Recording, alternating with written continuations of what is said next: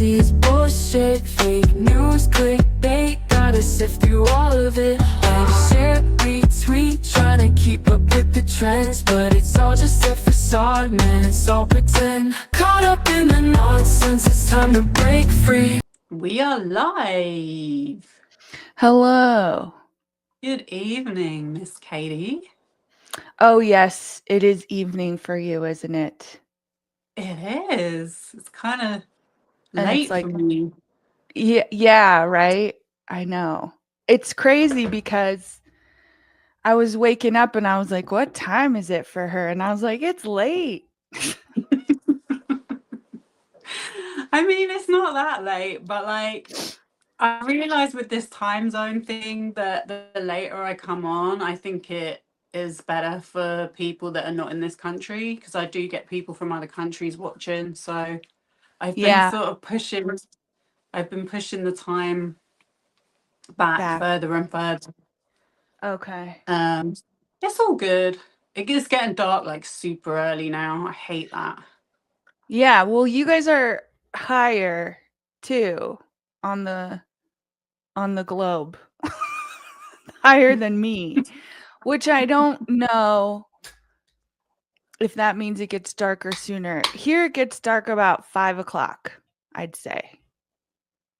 Yeah, I think it's around 4 or 5. You can feel the lights going now, and I just really hate that Me too. feeling I because wish it's we like, could just skip it.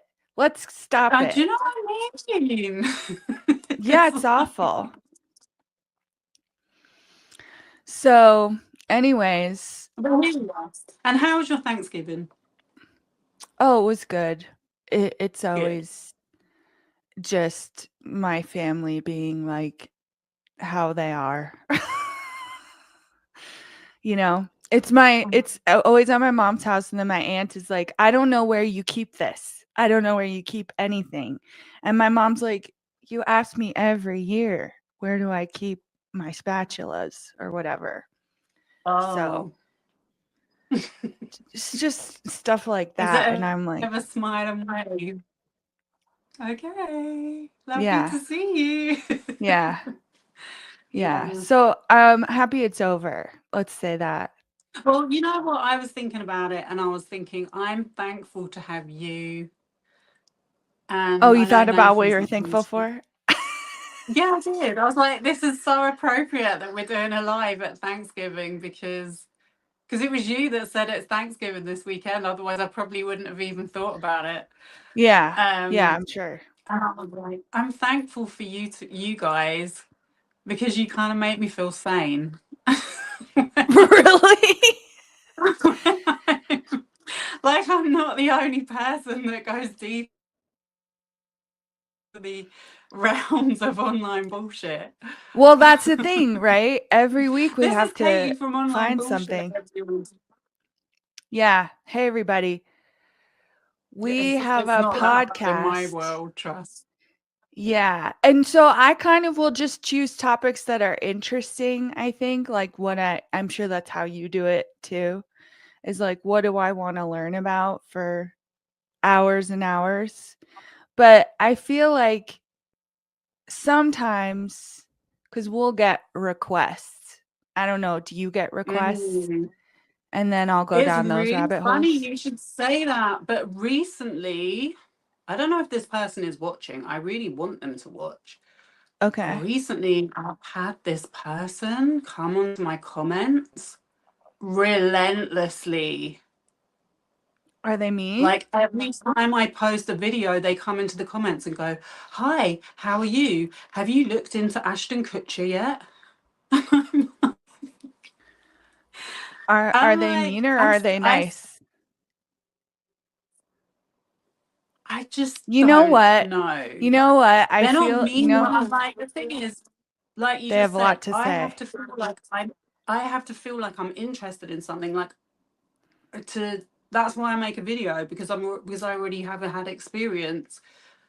Like if I see something that's trending or in the kind of in my recommendations that I have a connection to already, then I'm like interested to see what their take is. And then that makes me feel like, oh, I can contribute to this. But I'm not going to just like randomly pick a topic that I know nothing about and make a video about it. I'm sorry, that's not what my channel's about. It's like bringing learned experience and trying to create some kind of community for people that can relate. That's kind of what I'm trying to do. But yeah, so this person was like, and I think I have a feeling it was after I posted the Alexa Nikolas video, and they were like, I really like your takes. You know, I need you to look into this topic about Chrissy Bixler.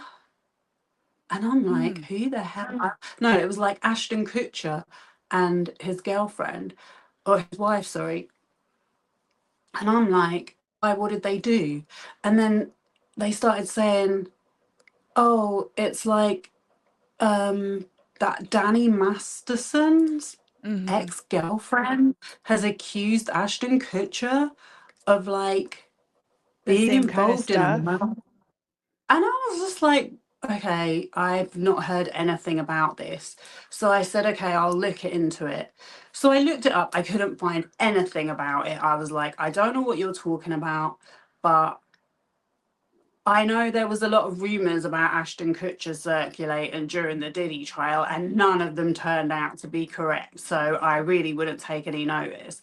But that apparently They they just said didn't. they said Ashton Kutcher was They involved in what? a murder? Oh. Here's what I think that is, okay? God. It was like towards the beginning of his career, and he was casually dating someone. Like I think they'd been on a few dates, and they were supposed to meet up, but he was being kind of a fuckboy and Right. kept saying, "I'll be there later. I'm out with the boys. I'll be there later." And then he finally shows up to her house, and it's pretty late at night, and he sees in the window blood on the floor. And he probably opened the door and went in and saw that she was dead. And then He he sees in the called. window blood on the floor. Yeah, because like that's the story he told. And then that he called 911. But Oh, really, he called Danny Masterson first to say, what should I do? Because like I put my hand on the door. There's going to be fingerprints. And he says, well, like, I guess Danny Masterson said, you have to tell the authorities, but then you just say, like, this is all you saw and you weren't sure. So he was going to go on well, it wasn't a date. I'm sure it was just a hookup session with a woman who right.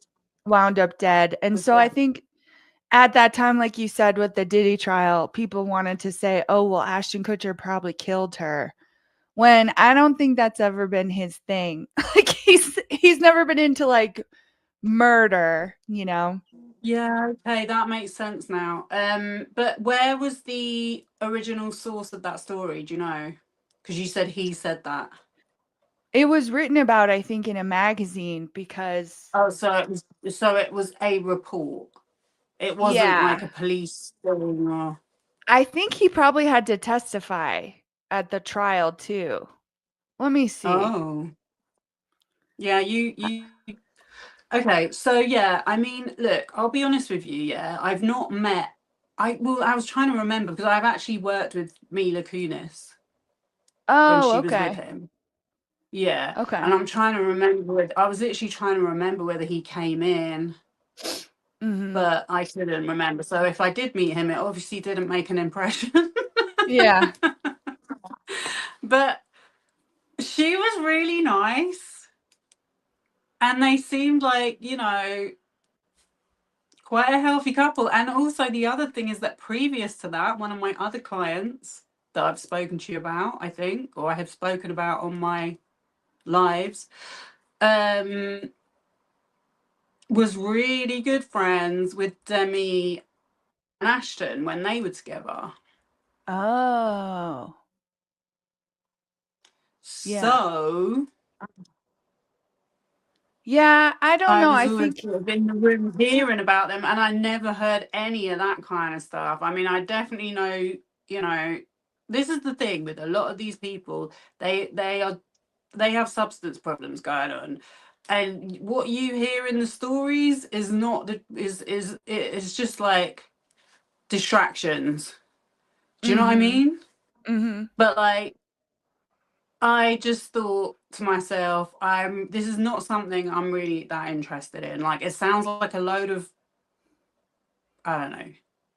Well, I think if anything, he was Sounds like a just rumor that's friends got with out of like hand. a shitty guy, you know? Yeah, I think Yeah, because they made a statement against Danny Masterson, but I mean, even with that, I wasn't really that absorbed in that case, you know. And this is right. what we're going to be talking about today anyway, so it really leads us into it quite nicely. But she yeah, so this person in my comments, they seem to not get the message, so they've literally been commenting every day asking me if I've looked into it, and talking about this Chrissy Bixler person who I looked her up, and she's like, I'm not being funny, but I'm not going to take someone on TikTok seriously. Like, people have got to start understanding that these people are going on TikTok to attract, they want to be Mhm. viral, they want to attract a lot of viewers. They could literally say anything. It's very difficult for me to take people on TikTok seriously. That's why Mhm. I pretty much stay away from it. So yeah, I think I've quite politely responded to this person saying that I have No. no interest in talking about it, and that it's probably bullshit. And then Mhm. they still comment. So, Oh, have you looked into it yet? And I'm like, okay, this is getting really weird now. yeah. I think Chrissy Bixler was a victim of Danny Masterson. And then I think, Right. I mean, maybe But kind why it, would it kind she of be starting a rumor about it? That's what I'm. that's the thing. It kind of relates to Alexa Nikolas, which she's just confusing to me. But I'm thinking in my head, if Chrissy Bixler was, like a victim, she might feel like she's doing something getting on TikTok and saying all this stuff when it's like, yeah, we know Danny Masterson is shitty and that he R-worded a bunch of women, but then he got convicted, so I think we're ready to move on. We don't really need to like dwell. Right? That's what I'm Yeah. saying. It's Yeah. like with Chris Watts, it's like people Right. want to keep that going about, well, did the girlfriend know? And I it's like, I'm know. not being funny, but we are not detectives. I know you. Yeah. I I know you've been talking about that podcast series, Medical Detectives, or whatever. It's like, we're just people that are doing content on YouTube. Like, we are not PIs. And oh yeah, that was it. So the last comment they left was like, would you consider DMing the cast of one of what was the show? I don't even know the show that That they were 70s on. show? It must have I been. was like, no, I am not DMing anyone. Like, this is so weird. Yeah. I mean, even like when I like to do my comments out in the open anyway, if I do speak to someone, because that way it's very transparent. If they want to open up a channel of communication, then, you know, we You can can like refer back move to that it. forward. But like, wasn't that how I initially contacted you? I Yeah. commented on your video because I think that's a really sensible way to go about it. It's like, I'm not, if someone's random person sent me a DM, I would just run a mile. Like, Yeah. do you know I what I don't mean? But yeah, I never know what I think because sometimes you meet people who have interesting stuff to say and sometimes you meet people who are just kind of going in their own loop on the internet and so they think they're saying something, but they're not. And so that makes me think of Alexa because Well, Here this is was what I my was going to say, because that was exactly why I started my channel, because I had that experience with exactly a group of people that were going way too far. right. And I The didn't, and the no one BJ was people? right. Right. Okay. And then that was actually how I got introduced to Alexa. So I was going to ask you, how did you get introduced to Alexa? You go first.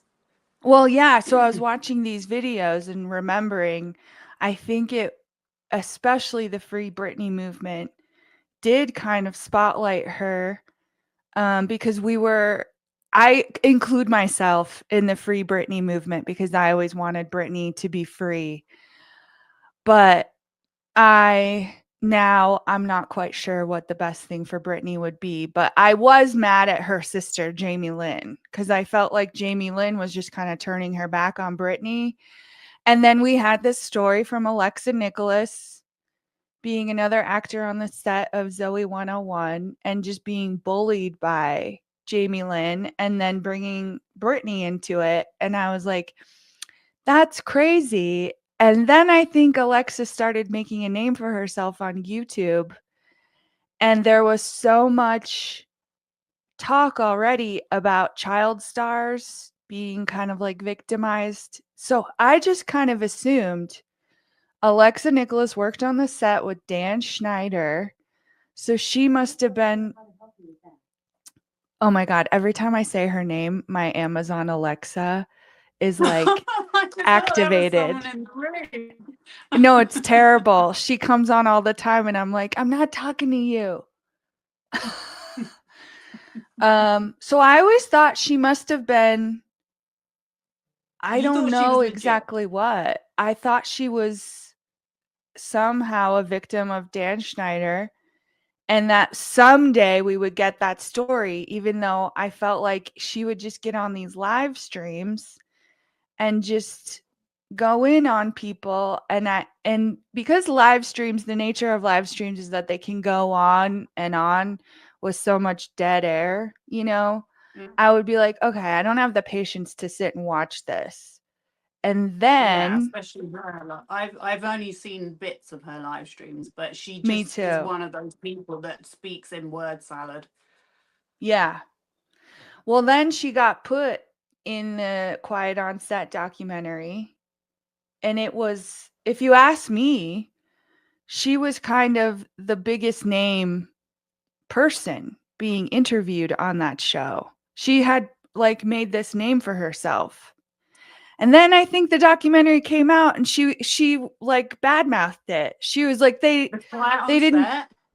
yeah, she was like I don't like what they did with that. Oh. But I think from my So what memory year it was this? was 23.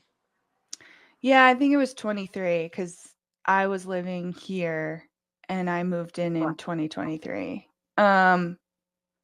But I think it's because and I thought it was a fine idea to let Drake Bell tell his story. Do you know about what happened to him? So this is my understanding is that he was on Drake, Drake and Josh, Josh? Drake and Josh, Yeah. and then someone inappropriately touched him Mhm. as a minor. And he went to trial and he somehow convinced all these other child stars to write letters supporting him. Like the Right. cast, like some of the cast of Boy Meets World have since come out and said, I don't know, he told me that this younger guy seduced him.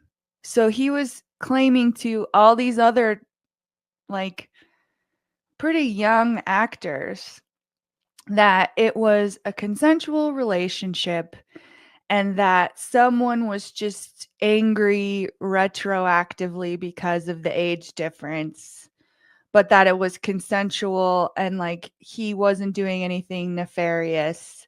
And so all these kids wrote letters supporting him, saying that he's a great guy when he's inappropriately touched many people. He had already been like convicted, I think. I'm not quite This sure. is That might not be it. the Brian Peck Brian guy. Peck. Yeah. Right. But so then Drake So Bell grew up and then he sort of did the same thing where he had a relationship with a much younger person. And I'm not exactly sure what happened with that, but I think yeah, I his know a little bit. okay. All I know is there was, well, I know there was a trial. There was Okay. an actual. Yeah. I actually saw court footage of it. Okay. And he was convicted. Well, I saw a sentencing. Sorry, I saw a sentencing Zoom call. It was done on Zoom, Uh-huh. I think. But he was convicted of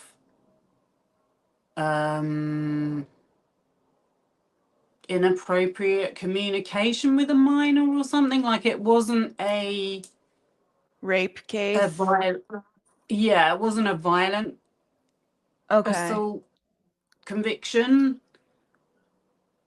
but I think that could have been part of the case. I haven't looked that deeply into it because honestly, like there's only so many hours in the day. But what I know is she was underage. There was text exchange when she was underage and he was asking for pictures and stuff. And then As they always do. yeah, it seems to be a pretty common thing. Yeah. But look, the point is that is what I would call grooming. There's text evidence of it. Yeah. There's text evidence of going, oh, I don't want to get us in trouble. Like, Yeah. I think that's, he can be guilty but also be a victim at the same time, you know?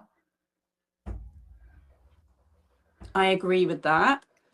I just think that this is a really interesting topic because somehow I got sucked into it, you got sucked into it, and I didn't even know. But there's a niche of victim support, kind of survivor advocacy, activism, Yeah. community, whatever you want to call it. And Yeah. it's just like I literally got sucked into it without even realizing, to be honest with you. Like Do you know what I mean? You were kind of a supporter of Alexa. Is that it?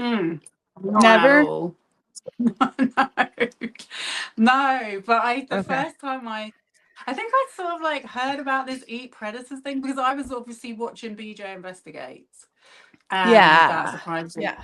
So that was going on, and in the background there was this talk of there was always talk of Free Britney. I never really was involved in that. I didn't really know the full story, but I just knew that she had been a part of it. And it was only after the trolling started that I found out that these people came from that movement and that there had been this huge bust up within the movement involving BJ and other people. So then it started to make a lot more sense. So in the background, while that was going on, there was talk in the comments about this program coming out. And I remember reading comments and people were like, have you heard about Eat Predators? Have you heard about the Nickelodeon documentary? And this is why I'm like super wary of anyone that's all over comments because someone's spreading that stuff. And Oh, it's almost it's not like yeah. astroturfing. Yes. Yeah. Right. So when things sort of started to go a bit downhill with BJ, she brought her on Oh, okay. one day as a guest, and I remember like that was our first experience of watching her, and I remember talking to the people that I was in contact with at the time about it, and we all just thought she was a bit weird because they were talking Alexa? about just a bit disingenuous, like she was talking about So I think they both got mixed up in Scientology as well, which is going back to the Danny Masterson thing. I did look a little bit into Scientology, but it's such a huge thing to get into. It's like sometimes you just got to park things up and be like, I'm not getting into that. Like, it's Yeah. way too messy, and you'll never get to the bottom of Scientology. Like, but yeah, so I think it was something to do with Scientology, and maybe they had cross pathed or something. So she came onto this her show, and yeah, she was just a bit phony. And then like the way she was talking about Amanda Rabb, it was just a bit like we were all like not very impressed at all, because it was just the way she was talking about it. Like it was just about the sort of it was all about the ratings and all about the editing skills, and she Oh didn't my really show God. any. Yeah, she was like, oh yeah, it's such a great video. Like she was commenting on the quality of the video, not about the actual woman that was in the video. Like, do you know what I mean? That's what And Alexa was doing. She was like, "Oh my God, BJ, I yeah. love you because you're so good at your videos."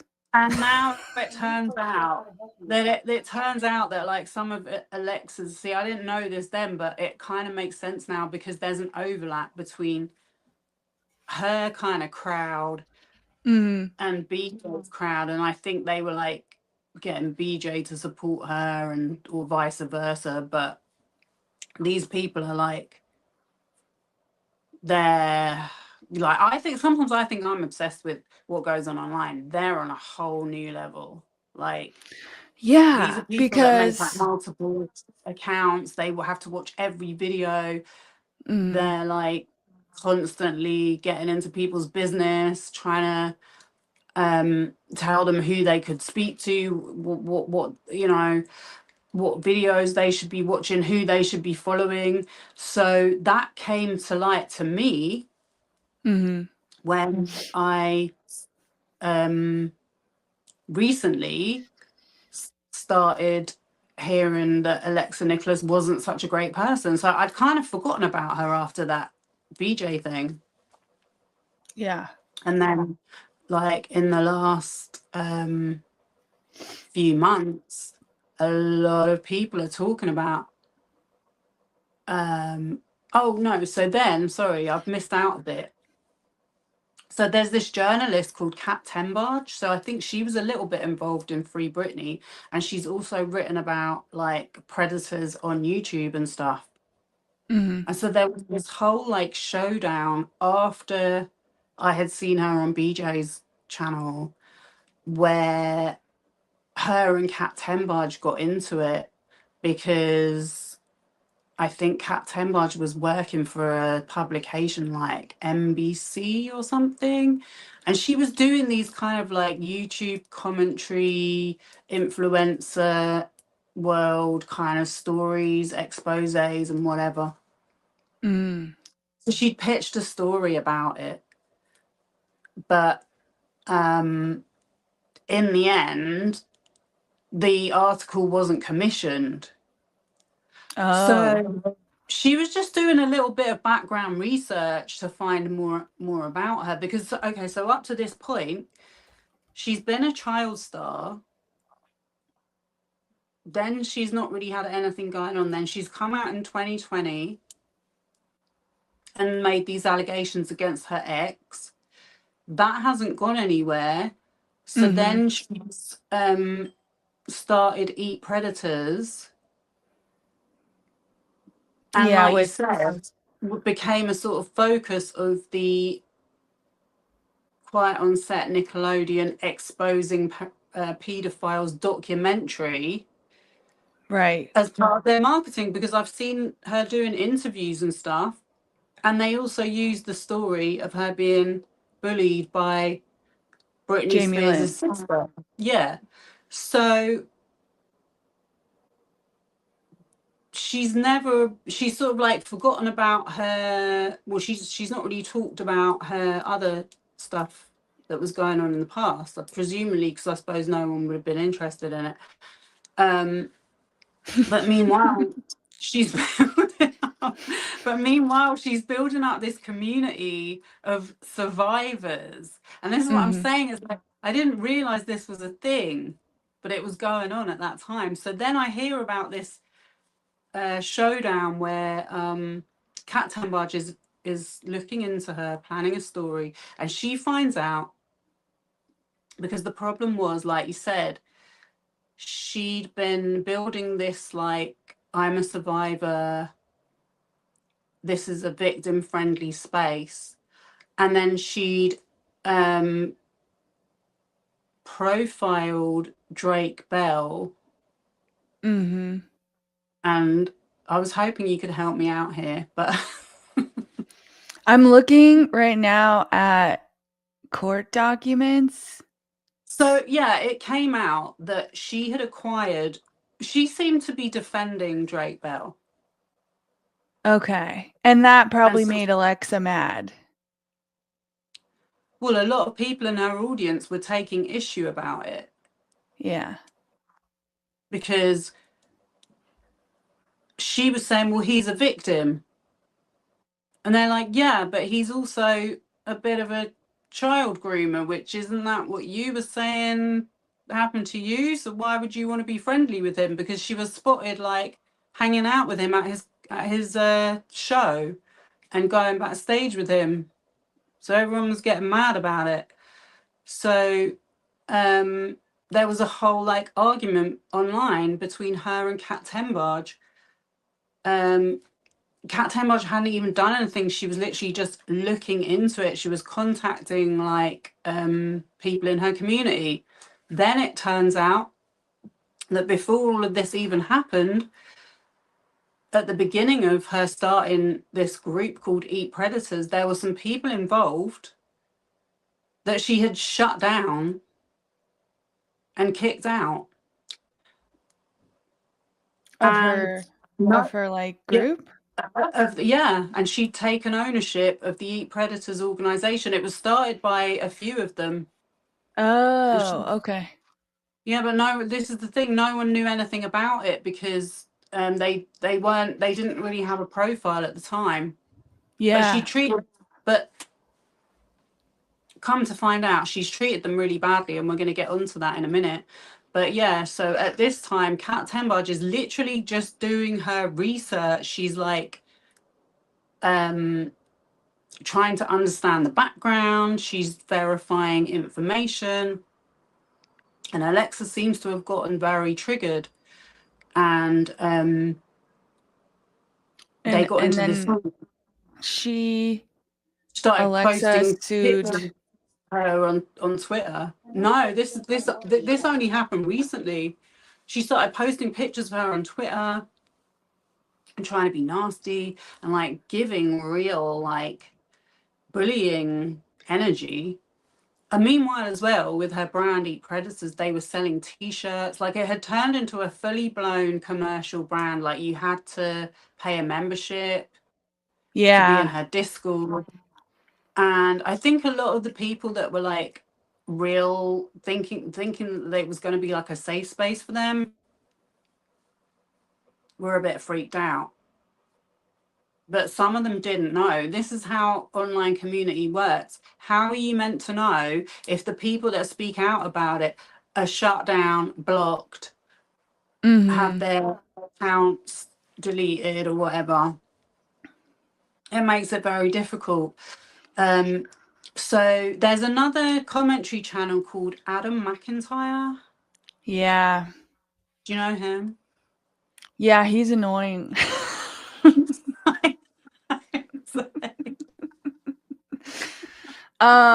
Well, He he is a bit. I've tried to get into him, but yeah, because he yeah. is a British. I do want to like.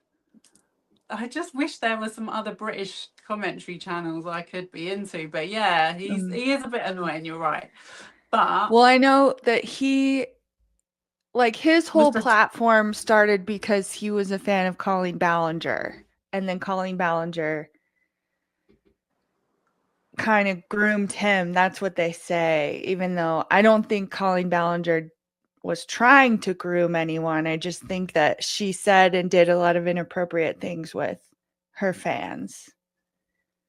Yeah, and this is the thing, and it's just a very obvious point of when you're mixing. I mean, it has happened with Mr. Beast. It's happened with Uh-huh. every content creator, because if you're an adult and you're mixing with a younger audience, and Yeah. you're on a platform where with no moderation, with no regulations, I mean, minimal. YouTube is literally, you can say that your video is not suitable for kids. Do you think that's going to stop kids watching it? It's only if your parents put Yeah. a restriction on the account. And then, when they're at school, God knows what they're getting up to in the playgrounds these days. The things I've been hearing from my daughter and her friend the other day, they were saying that as teenagers, they had access to watching people being beheaded videos Oh. as teenagers. And I was shocked, because I'm like, I feel like I was a heavy Twitter user back in the day, and I never came across that. So I don't know how the hell you were getting it on Twitter, but okay. I know. Was it like ISIS? ISIS? Is that what it's called? I Was it don't know ISIS what it videos? was, but he said Okay. he just said, like, one day one of his friends was just like, "Oh, I guess what, I know how to see a video of someone getting their head chopped off," and I'm like, Did it but scar yeah, her? I Was mean, she this has like, it been was going on for awful? a long time, because these people are now in their late 20s, like this, Yeah. Um, but yeah, so you're mixing in the same spaces under anonymous accounts where teenagers are lying about their age. Yeah.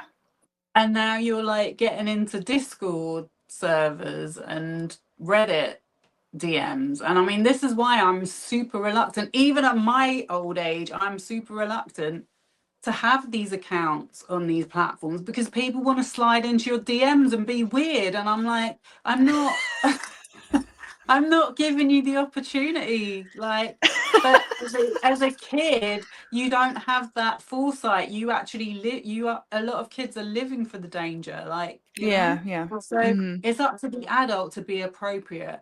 And I think what has been going on, evidently, is they're not being appropriate. And these kids are offering to promote them. Like, these are often fans that are like, just set up a fan account. Yeah. So they'll repost everything in their content, and then they get really excited, like if they get a message from them or whatever. Yeah. You know what I mean? Yeah. So And then, the creator isn't really thinking about what it means to the fan to like be talking to them. So I don't know. I yeah, think they're it, just happy yeah. that someone's giving them free promotion, and to an age group Yeah. that's pretty hard to reach. So yeah, I think it's just turned into a big mess. I don't know specifically about his situation, but didn't it involve something to do with underwear, or am I tripping? Yeah. Yeah. She was like, for some reason, opening underwear on a live stream. And then she was like, I'm going to send you some. I'm going to send this to you. Even though Right. then she says out loud, his parents are going to see him open this and then be like, what? But then the other thing she was doing was Trisha Paytas, who's another YouTuber, had an OnlyFans. And she would Mm. send some of her OnlyFans, you know, too hot for TV. I don't know what to call it. She would send it to her fans and then they would make fun of her. So, like, it's mean and it's inappropriate. Yeah, there's been a lot going on that I'm just like, I'm just glad I didn't know this was going on. But Yeah. yeah, I mean, what seems to have come out of it is people are making careers off of being the victim. Like, I don't Yes. mean that in a bad way, because why not? But essentially, building a platform is that easy. If you get a viral moment, people will start following you. So you might as well, if you're good at doing content, why not?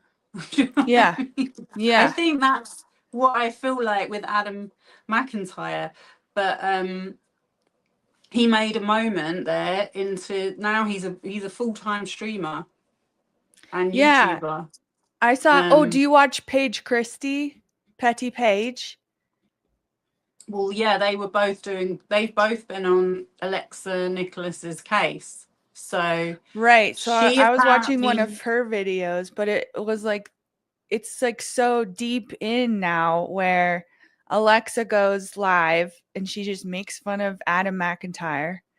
And then right. So Paige Christie that's comes in and gives a recap. yeah. So this is the most recent event. So we've missed out a whole year, which was last summer. So that was when this was going on, and I was sort of paying attention, but not really. But yeah, so there was this whole thing about Drake Bell, and like Alexa was trying to defend her position and say that everyone could read the court documents of this case to show that he wasn't a pedo. Instead of being like, yeah, I think this is a bit, I think this has gone a bit too far. It's not really for me to say. Bear in mind as well, speaking of Trisha Paytas, she did go on Trisha Paytas's channel herself, and that was when she spoke about her ex-husband. So you don't go on a channel like that. You know it's going to get a lot of views. It's going to get a lot of people that are going to come for the person you're making the allegation against, Right. because they're going to believe it. And I think something that I think about all of this is like, why are we being put in this situation where we have to decide on these people's stories or not? Like, it's just really gone too far now, because even with like Johnny Depp and Amber Heard, like, I didn't pay any attention to that. Do you know what I mean? It was going on, and it's like, I just don't need to have an opinion on it. But I see so many people are like, well, she thought Johnny Depp was innocent, and she believed Amber Heard, and it's like, that's kind of categorized them now as a person. It's like, Right. do you know what I mean? And it's just like, I get that, you know, we've had the Me Too movement, and it's about speaking out about your abuse, but I genuinely don't think this is helping. I genuinely don't. But yeah, let me finish talking about Alexa Nikolas, because so last summer there was this whole thing. I'm talking 2024, and Alexa had already gone on these other podcasts as a victim, as a survivor, and then called them out. One of them had your friend on, Corey. PJ? Oh, Corey Feldman. Yes. Corey Feldman.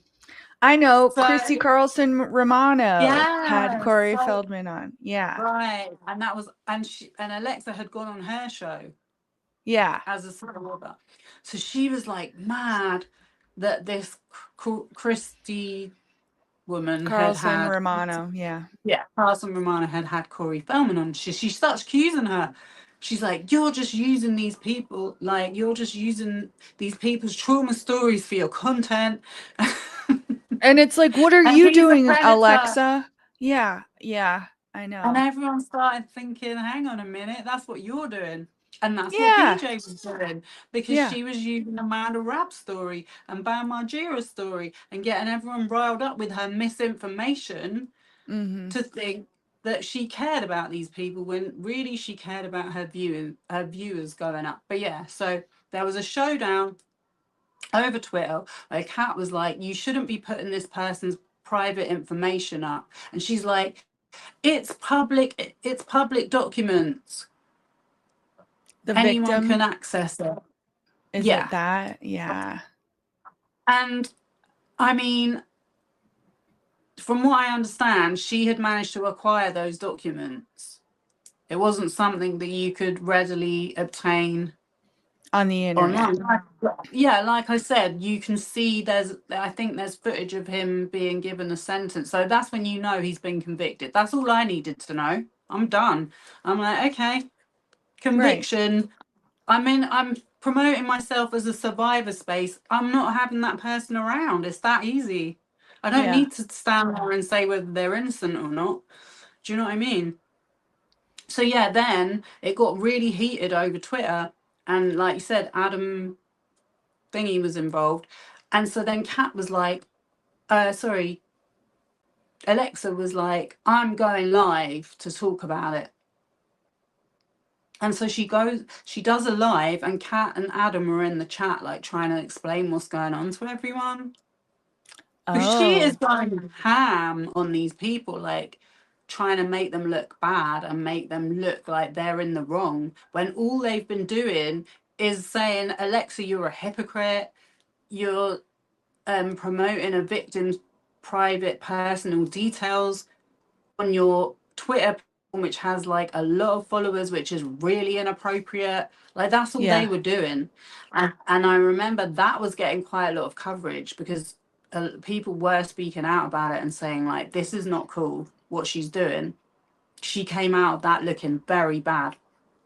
And at the right. end of it, Kat Tenbarge was like, I'm not even doing this article anyway. So you know, the publication, they don't think They you're a didn't big enough want it. story. Yeah. So it's Yeah. like, she did not need to make all of this fuss. So you've got to stop asking yourself, like, why is she making all this drama about this? You know, like you're cool. Like, this is what I really find so distasteful about these things is like, and BJ is doing it now with Mark Later's channel. You've got a girl there that's going on Mark Later's channel, yeah? Yeah. And all you're Which is doing, a soft white underbelly for people who don't yeah. know. I'm sure they do because we all watch the same shit. Yeah, we all do. Yeah. But yeah, there's a teenage girl, Okay. and apparently like BJ's got herself involved, and she called the police up about it. And it's like, all you've done now is made that poor girl more vulnerable by getting involved. Mm. Like, we are content creators. You cannot be getting involved in this stuff. Do you know what I mean? And this Yeah. is the thing, what I see is like Kat Tenbarge acts in a professional framework. She understands that journalism is something that you do with discretion. Do you want With to so then, see what the after this cuz Alexa eventually sues Kat Tenbarge. yeah. So then Yeah. nothing Okay. happened. Alexa's channel basically went off the air for like Okay. ages. Yeah. And then she came out and sued Kat Tenbarge, and she went on Ethan Klein's channel. Which is not cool.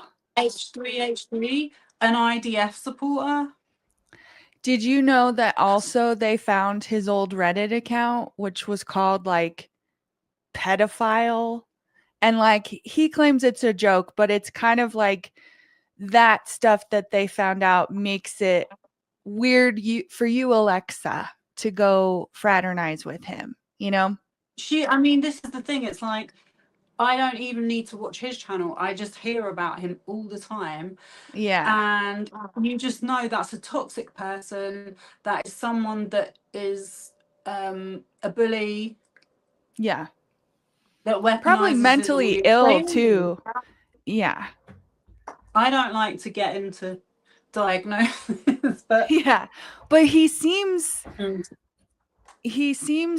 unwell, if you mentally ask me. unstable. Mentally Yes. unstable. A lot of them seem mentally unstable.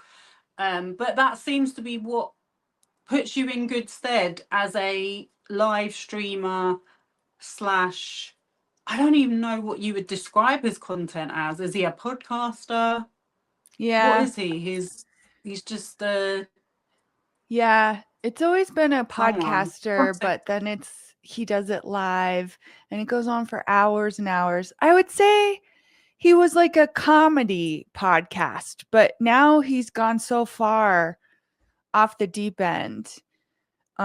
He's angry all the time, just like Alexa is. Angry. Yeah, so another thing I didn't mention was when there was this whole thing over Twitter, like she hired a lawyer then. she lawyered up and Yeah. started threatening legal action. Against Kat?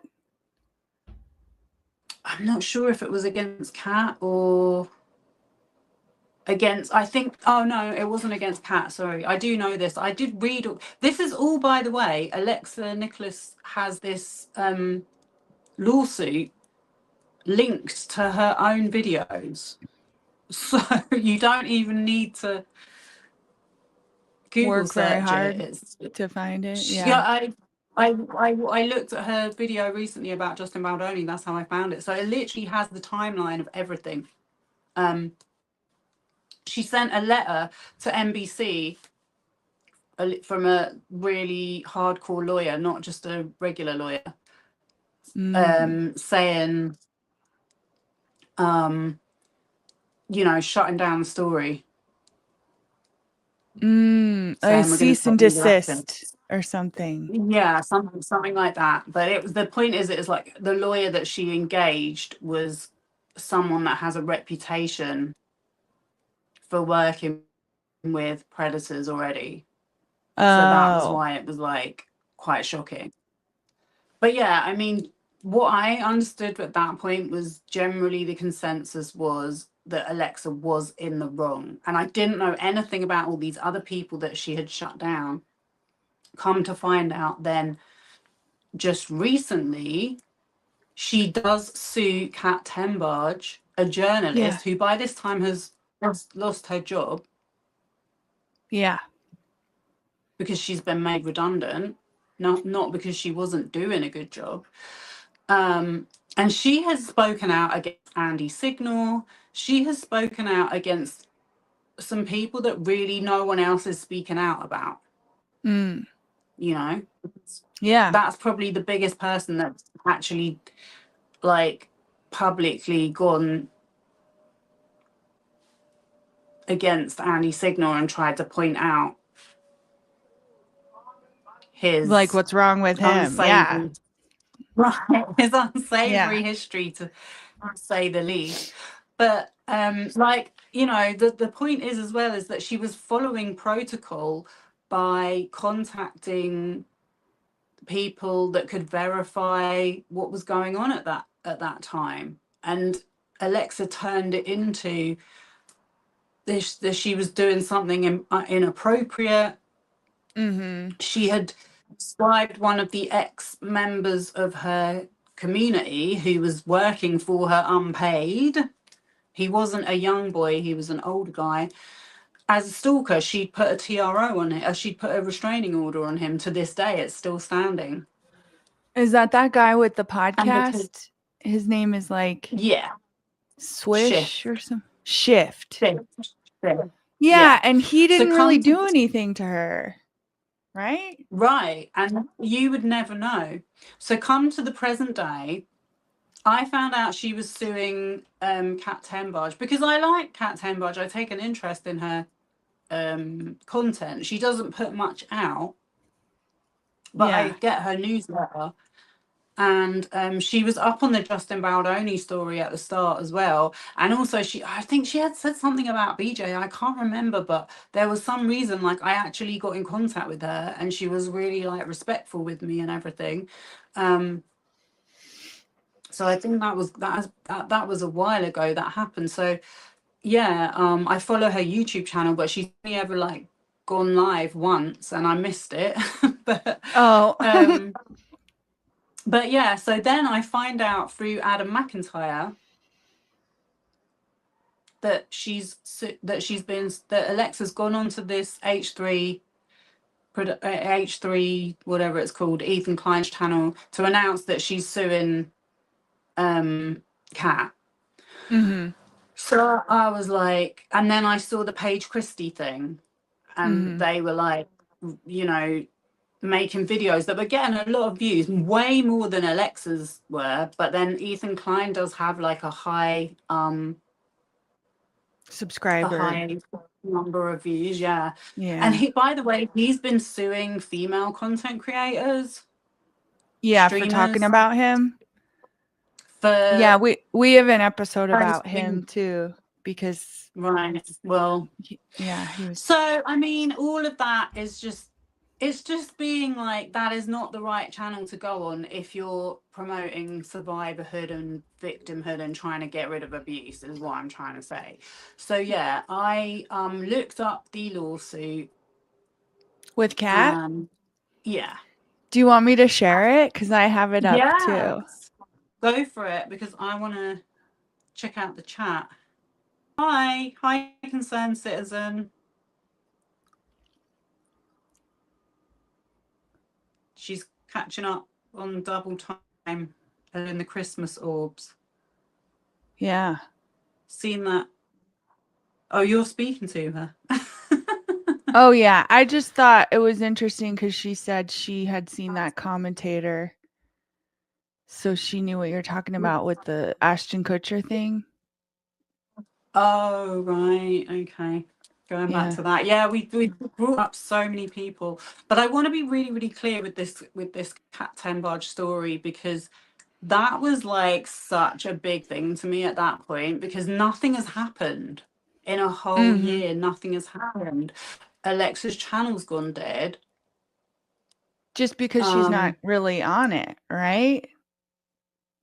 Right, because she was like saying she'd been bullied offline, when what she's done is bullied people offline, because I've not even got into the other video that you watched. Yeah. But yeah, so if you look at the lawsuit, Kat hasn't responded.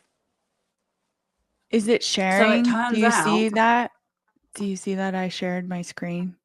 she's literally picked like the most vindictive lawyer. He's a bit of a like Brian Friedman. And speaking of Brian Friedman, like that's the other thing that I found out about that makes me super suspicious, is that, so we all know that Brian Friedman is one of these lawyers that likes to do what Alexa does, which is make allegations on social media platforms. Yeah. And then sue that person for an assault or some kind of grievance and expect them to reach a settlement before it gets to court. That's his MO. Oh. Yeah. Yeah. And so what we've been discussing in our previous lives is that he used to just do that, but now we know that he's hiring PR companies to make these fake websites and do comment astroturfing and social media accounts to make it seem like that person has committed these crimes. What about what? What crimes? So I mean, oh my God, he has so many clients. His first client was and this is where I think he got it from. He's represented Perez Hilton, the blogger, and he represented this fashion designer against Courtney Love. Oh. So Courtney Love went on Twitter and said that no one go to this fashion designer, and she hadn't paid her for some work. And instead of paying her, she defamed her online with her loads of followers. And we're talking going back to like the 2000s. This was one of Brian Friedman's first big cases, because he used to do sort of like property litigation and stuff. But yeah, so he understands how troll networks work, because Courtney Love's fan base was a troll network, and they destroyed this poor girl. Well, I mean, I don't know if she was a poor girl, but because I don't think. Yeah. I don't think. Or do you know what I mean? Not all Brian Friedman's clients are kind of, a lot of them are dodgy themselves, but he won that case against Courtney Love, and she had to pay a settlement. So from there, it's a mixture of like, some of them are sexual allegations, like he's represented like people that have been on reality shows where they said they've been assaulted. I think FKA Twigs. Yeah, against Shia LaBeouf. right? That got dismissed. So Oh, I don't really? think she got, yeah, I don't think that worked out. But the point is, Alexa went and did a protest outside his office in 2022. Mm-hmm. But now she's hired someone that's worse than him. Did she hire Andrew Bretler? Yeah. Yeah, that's the Prince Andrew lawyer. Yeah. Who uses troll networks as well. Okay. And that's their method of operation, is digging up dirt on people, Mm-hmm. making it known publicly, and then trying to get that person to settle so that it goes away. Okay. They tried it with Virginia Giuffre. Obviously, it didn't work. Yeah. But okay, so I hope I'm explaining this okay. So the last thing I read on Kat's lawsuit is they've been trying to serve her papers at different addresses, which they've published. They've published her addresses, obviously. They've not been able to serve her. So she's asked for an extension. And they've gone to her parents' address. They've gone to addresses that they think she was known at. And they've done a 12 Alexa asked for a 12-hour stakeout. Oh my God. I know, right? Yeah. And I'm like, this is the same girl that is claiming to be a victim and a survivor. And survivors, what's her slogan she calls out? Survivors united will never be divided. Survivors together. Da, da, da, da. It's just like the biggest load of online BS. So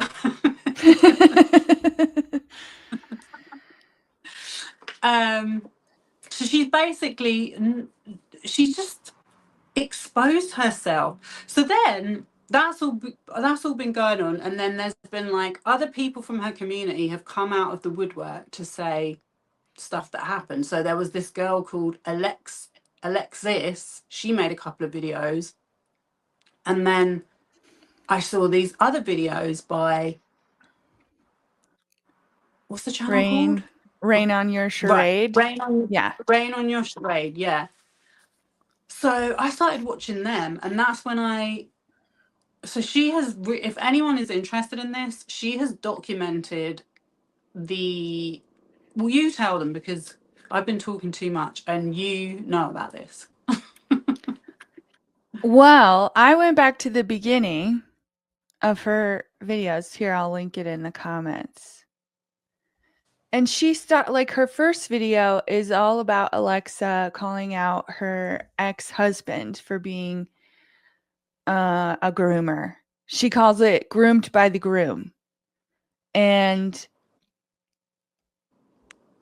I don't know. And then it just kind of keeps going with how she harasses other people. Like, almost like that's just her whole thing, is harassing people. And it's confusing. Like I said to you, I was like, do you think she is just acting like this because she's traumatized?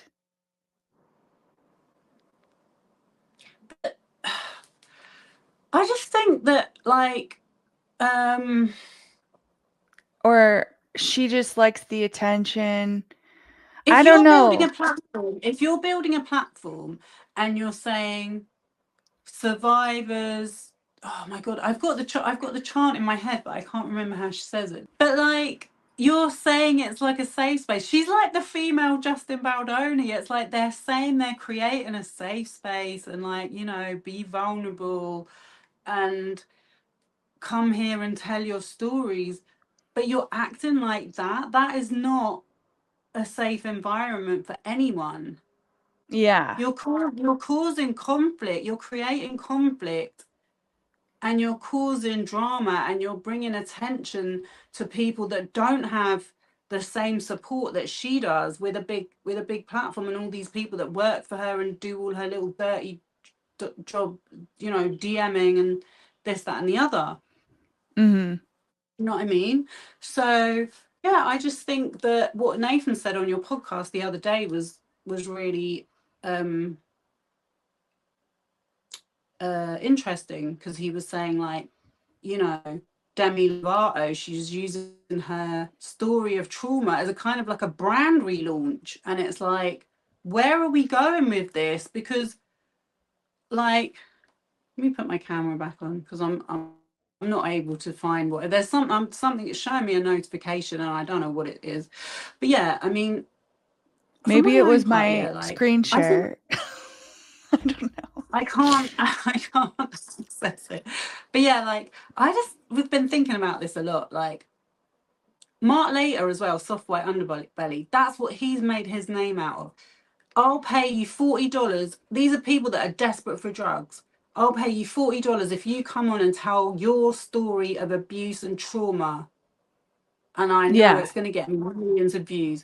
And then he's literally said, I'm not a helping channel. I don't need to help people. Like, but people do want to send them money because people have a lot of empathy. But do we know if he's given them the money? No, we don't. We know that he's been, like, apparently putting sex workers that he has relationships with in apartments and paying for it, even though they're, like, not even young enough to be his daughter, to be his granddaughter, like, and they've died in baths. I mean, you know, there's not too much of a difference when you're using people's trauma stories to sell your brand, even if it's your own.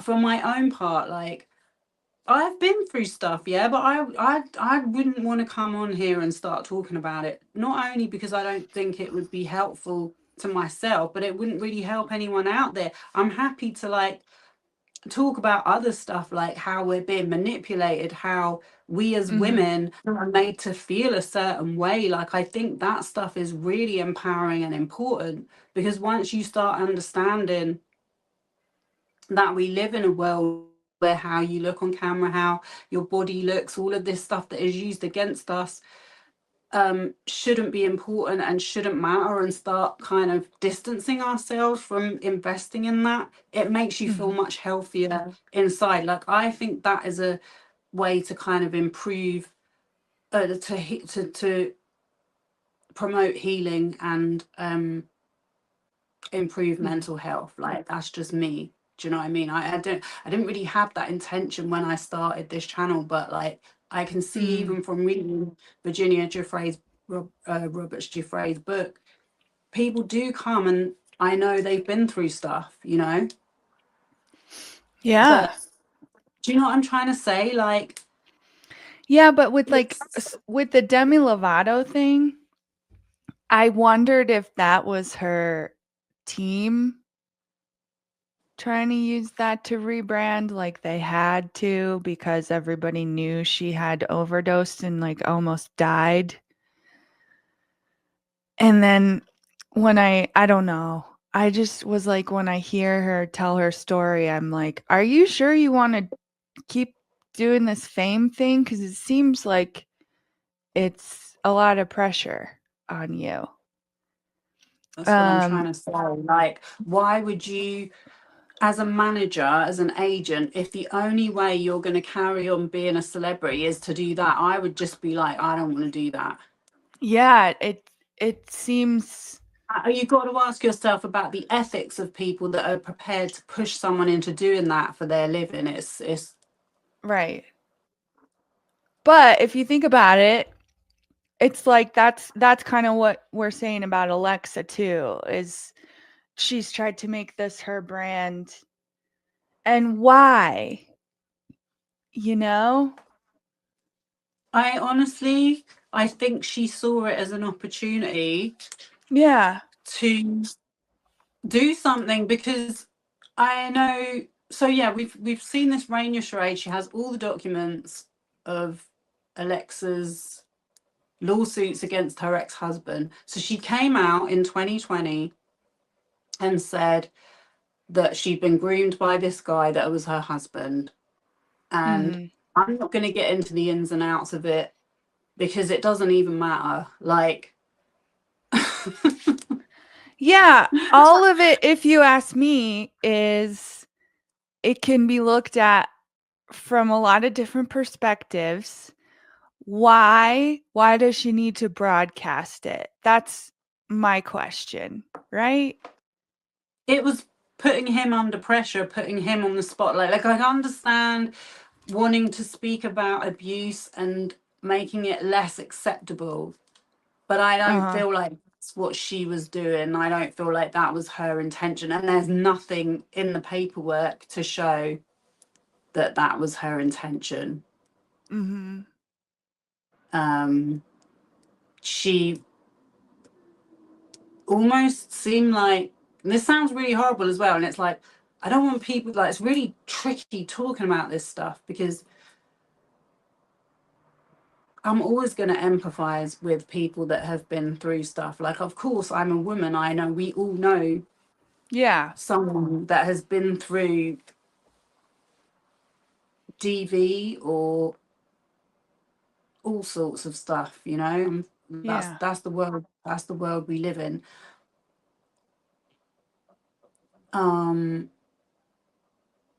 So I will always give someone, you know, I will always listen to someone if they feel like they need to share that with me. Mm-hmm.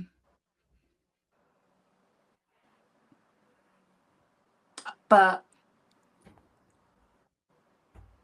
and that's the thing as well, is like, from experience, most people who have been through stuff and would never in a million years want to go on a public platform and speak about it. Exactly. Yeah. So Rain on Your Charade has a almost 4-hour video about Alexa talking about her ex, Mike Milosh. And I couldn't get through the end of it. Yeah, you fell But asleep. my question was like, what was Alexa trying to get out of that? Did you ever find out? Well, so this is what I'm trying to say. Like, I've given Yeah. my disclaimer. Like, this is not to put anyone down, because I think, look, I have a very, very good friend. Well, she was a good friend. She's someone I've known for a long, long, long, long time. Let's just say that. And she went through something as a child, and she's never been believed. Oh. Okay. And I think that really messes people up Yeah. when someone doesn't believe you, when, you know, when you go, when you know this is something has happened to you and you were told that you made it up or it didn't happen because they can't deal with it themselves. Right. But this is what it looks like from all of the paperwork. Her marriage had ended, and I don't think Right. it was a great marriage. And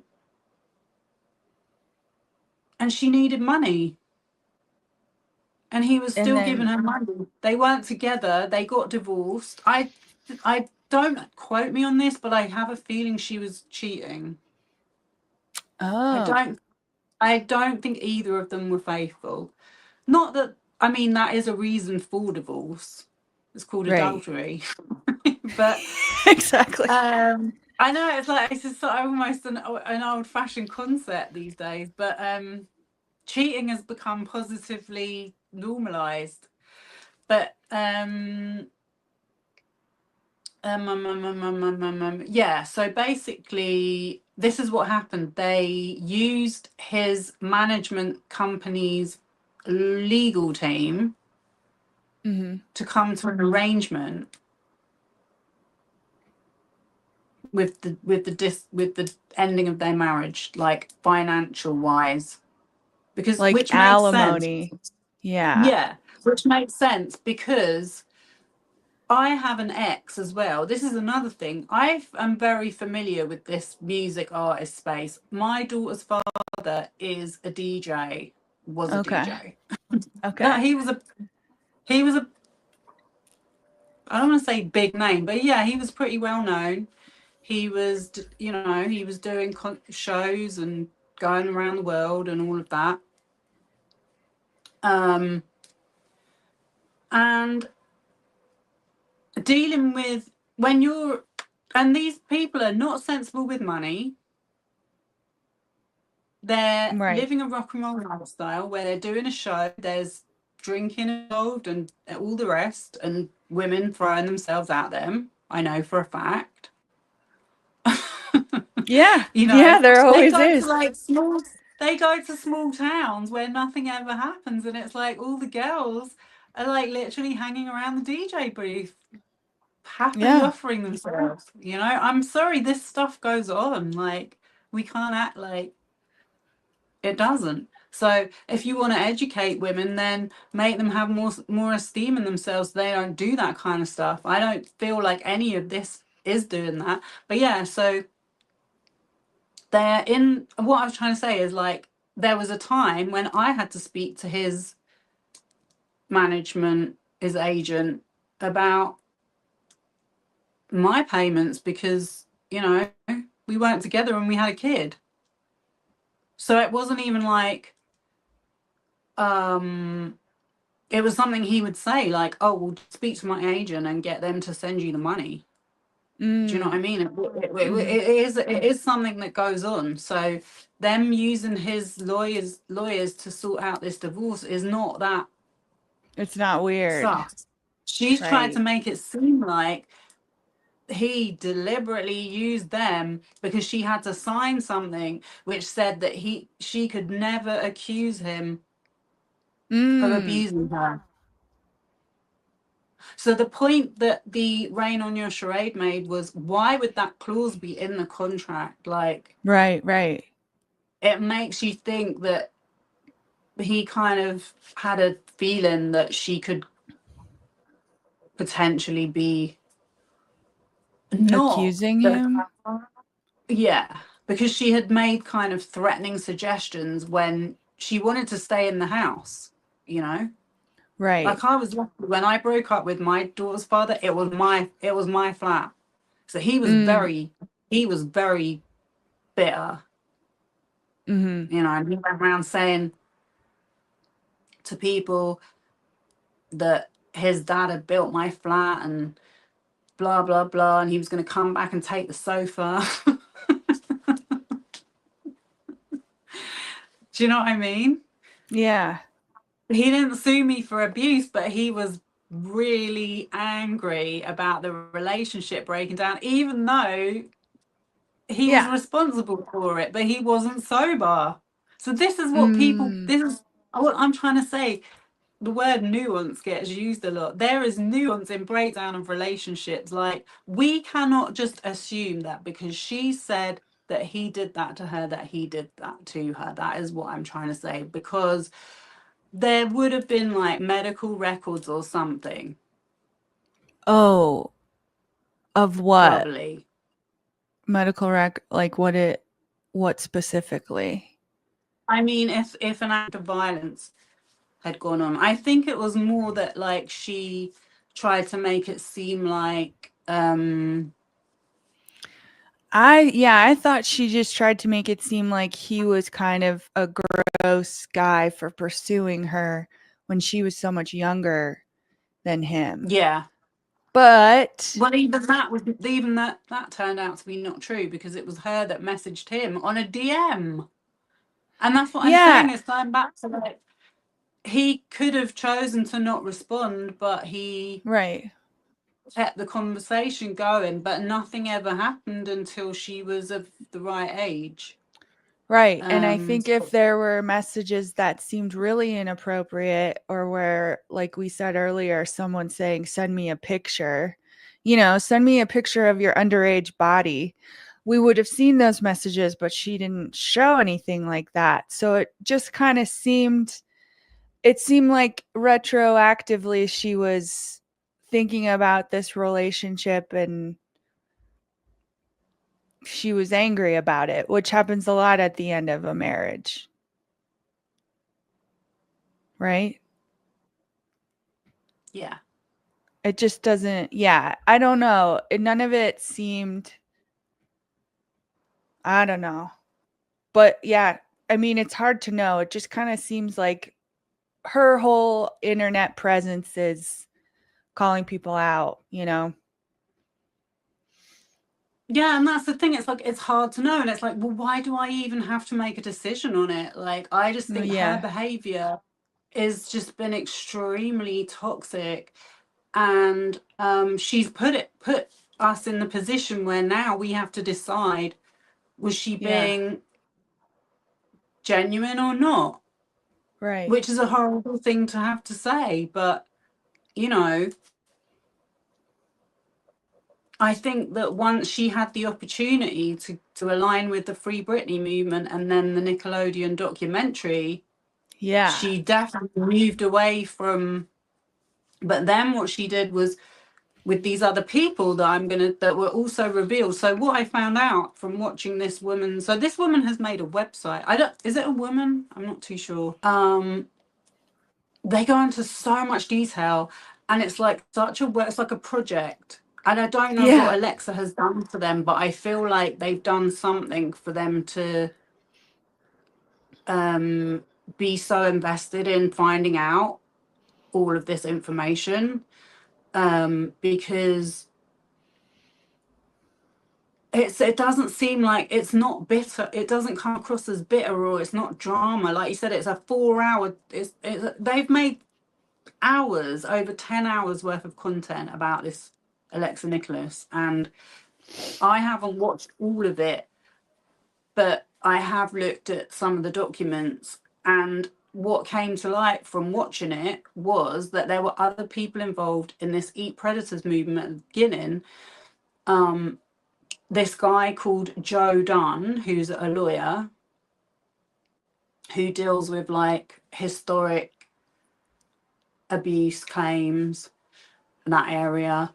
Her and some others, Alexa and some others, were coming to them with these cases, and it seems to be kind of like as a result of them dropping the statute of limitations and the new legislation, because these people are in California. Although some of the other girls were suing in different places.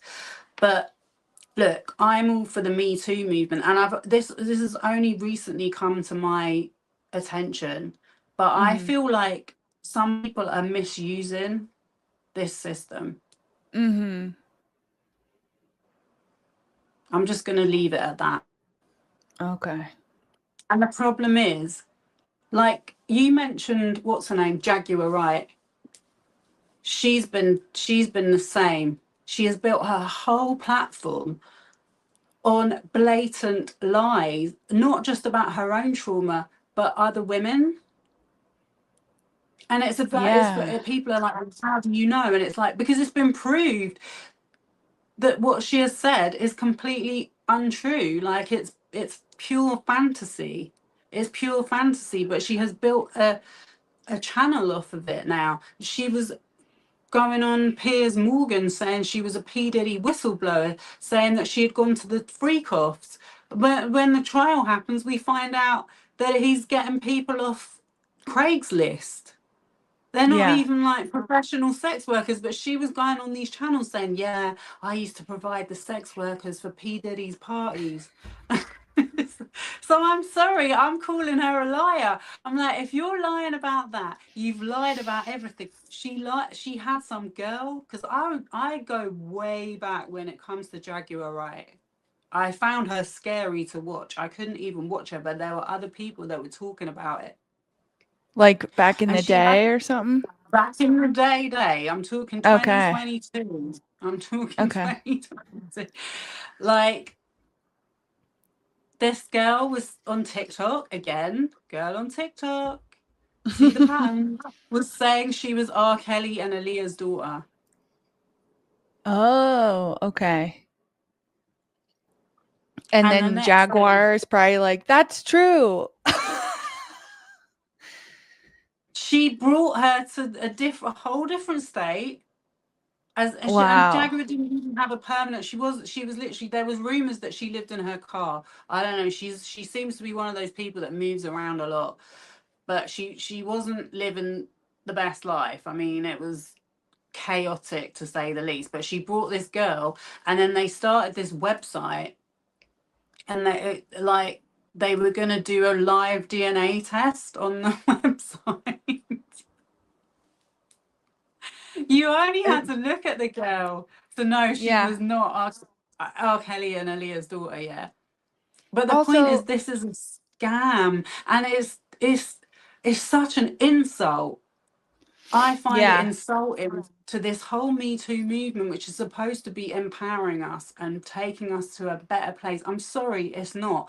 And all it's doing is it's feeding in. There's actually a serious movement amongst men against Me Too, the anti-Me Too movement Yeah, that the men's rights movement. Alan Dershowitz has been lobbying.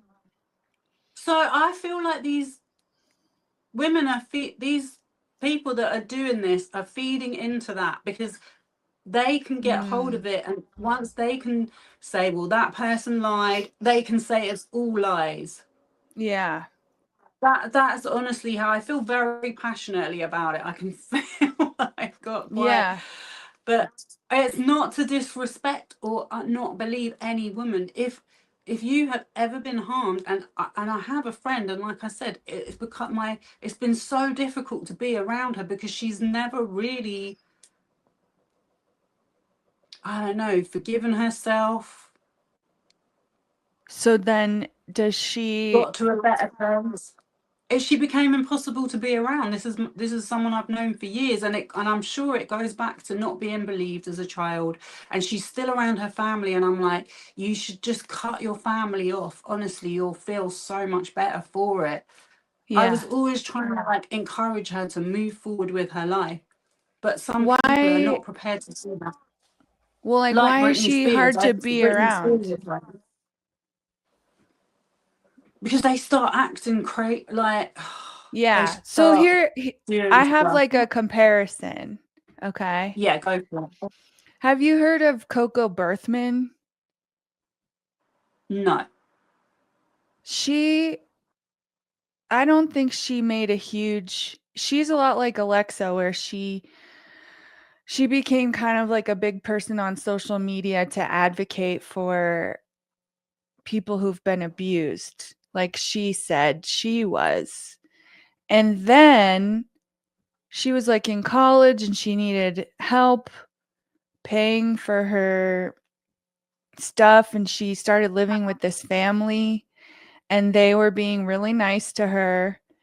And then she kind of has this pattern of anytime she gets close to someone, then she accuses them of abusing her. And they were like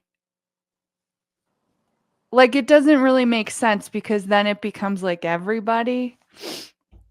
So it's kind of like, why is this woman acting like this?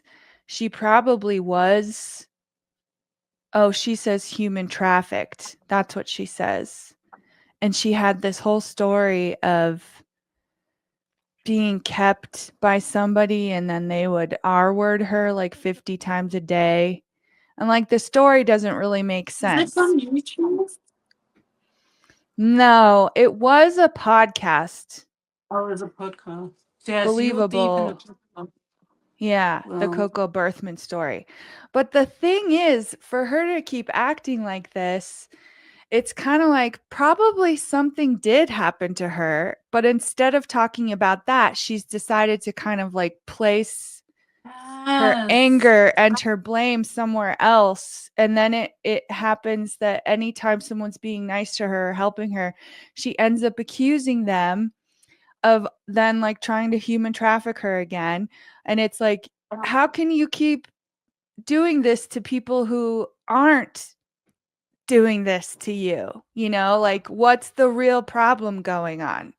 And there's probably something, but we don't know. And then because people were saying she was a faker, she's like offline now and nobody knows what she's doing. Mm, yeah, I mean, that's the thing. I think like it's really difficult to say, well, I don't believe that person because I don't know what they've been through. They must have been Yeah, through exactly. something. Yeah.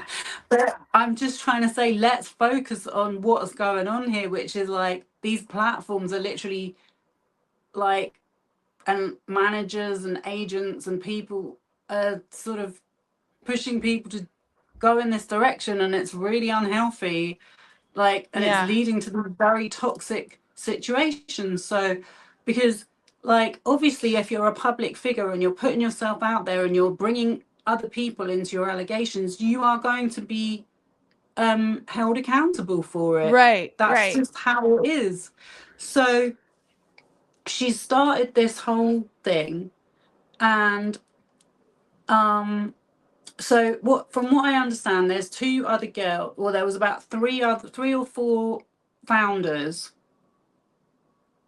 at the beginning of Eat Predators, going back to Alexa, and they just felt uneasy about what was going on with her because Mm. it was starting to focus on. They assumed that she was coming from the same place as her.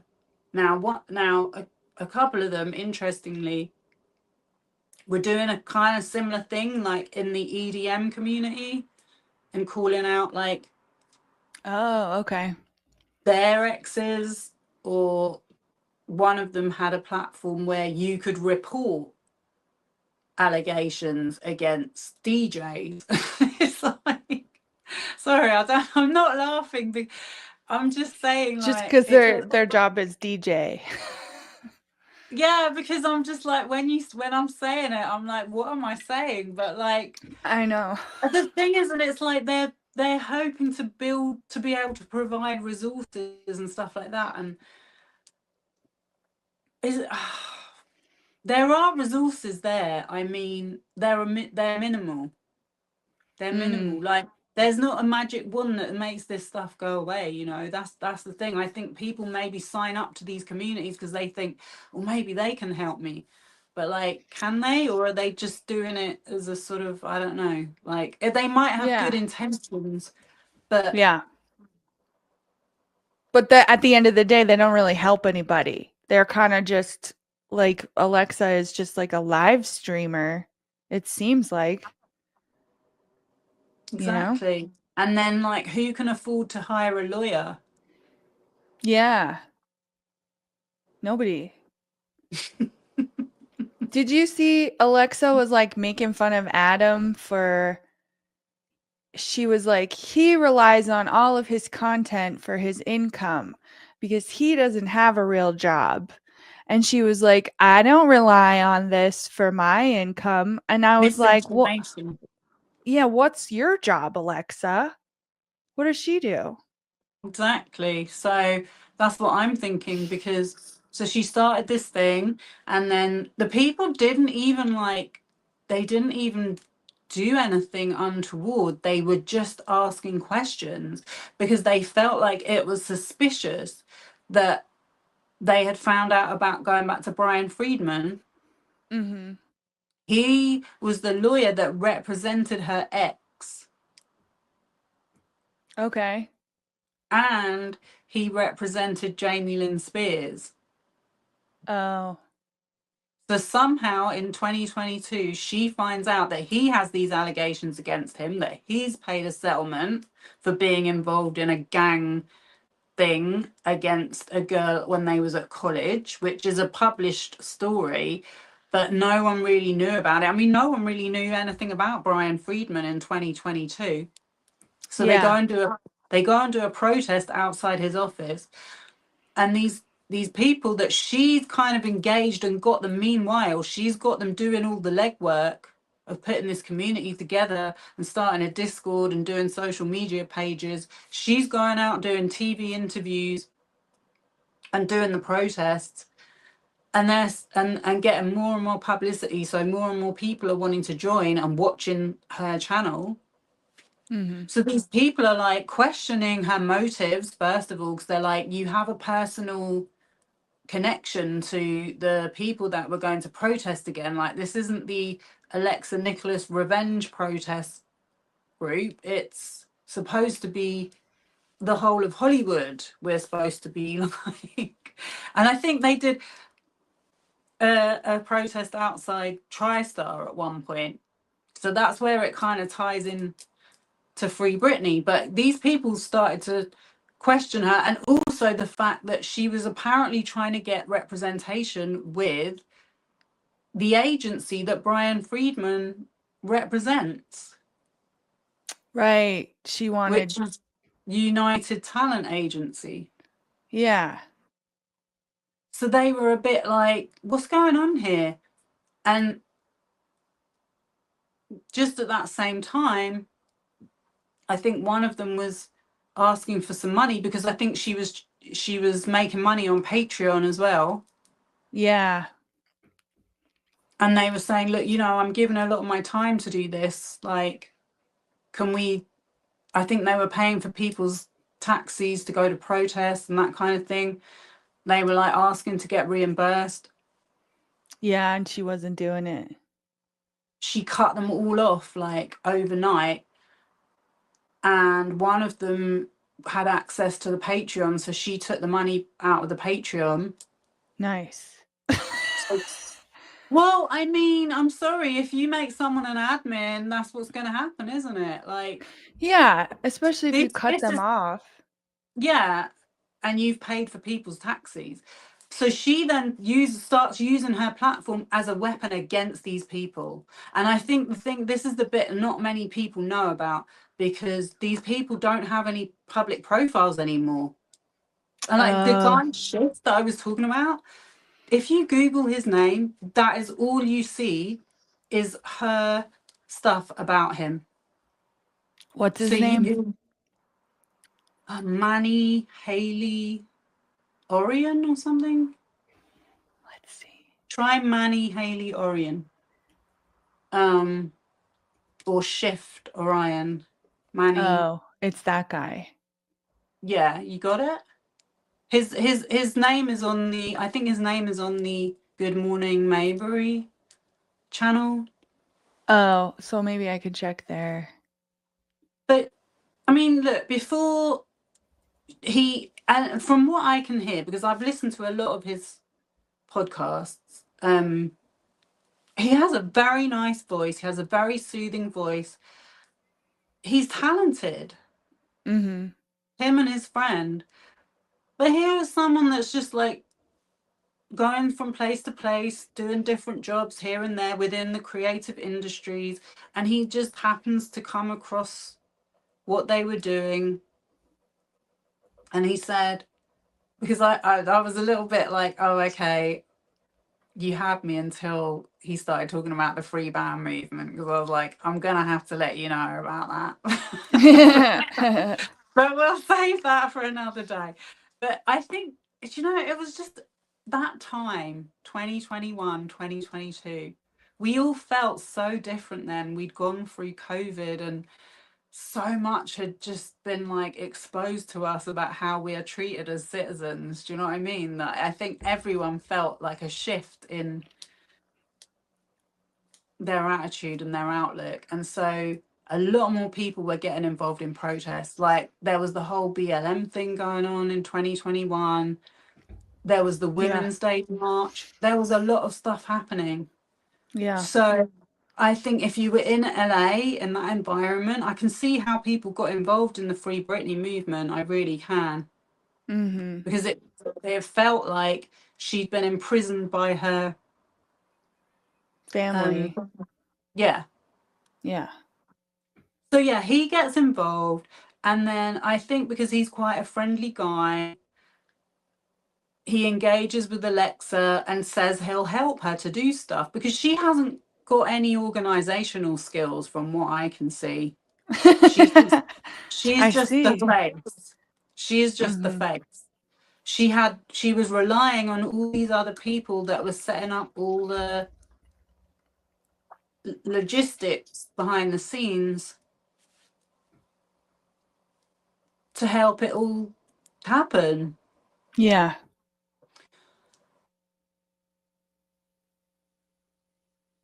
Uh-oh. And the one that called out her intentions and was like, are you sure you're being honest about your motives with this? Mm-hmm. And she really did not like that. That So she was blocked him. She that was blocked him someone from, on her team or something? yeah, he was the guy that you're trying to look up. Yeah, Shift. Okay. Yeah. Let me see if I can. So yeah, she blocks all of them at the same time, and he doesn't even know them. The others have been around a lot longer than him, and so they do a podcast together, which is the one I used in my video about her, where they're talking about Brian Friedman. Mm. And then she goes ballistic when they made that podcast. Yeah, so This what is did what. she do? So she starts making all these videos on her channel. Yeah, Under the about how name. he's her stalker and Yes, stuff. who? Yes, and calling them stalkers and saying that the girls stole the money. Yeah. And so these people didn't have a chance Yeah. against her community because she's got them all riled up. And I think as well, I'm not being funny, but I think some of these people have money and nothing to do. Like, and they Totally. look up to her. They look up to her as a Hollywood actress, and because I kind of have a hard time getting my head around that, but I genuinely think that's part of it. Like, I don't know what it is about America, but they seem to have a thing about anyone with celebrity, whereas in the UK it's a bit different. I mean, I guess it Oh, isn't. Well, child stars yeah. don't get a great rap over here. Really? I mean, yeah. I'm trying to Like, think. Like, yeah. I think, it's maybe they don't have the same opportunities, but I mean, there's a lot, like, people go mad over reality stars, basically, and yeah. Yeah. influencers here. So we're not immune to it. But I think that's a big part of it. And I think that some of these people can't see through the charade. Yeah. So yeah, she weaponized her community against them. And so Shift, because he's used to, by the way, he used to be in a cult. He's escaped a cult. He's escaped living in a cult already Oh, before this has all happened. Yeah. So he already understands how brainwashing works. And I think that's what made him speak out, because he's like, I've survived a cult. I'm not going to yeah. get involved in another one. So on the back of what she does, he prints out flyers for his podcast and starts going to the Eat Predators protest with his friend. So he's got a friend called Lappy, who's also very talented. And Lappy is the one that was saying that Sloane Uh-huh. and BJ were involved, sending him DMs. I Like think both of them. harassing him. Yeah, and people were DMing him saying that he should stay away from Shift, and that if he doesn't, he's going to get blocked and he's going to get ousted from these communities that they're in. So he's like, F that, that's my friend. Like, he hasn't done anything wrong. So they decide to go to these protests together. And on the live, I only saw this one recently. They're outside the TMZ office. And that's when I'm like literally thinking to myself, like, how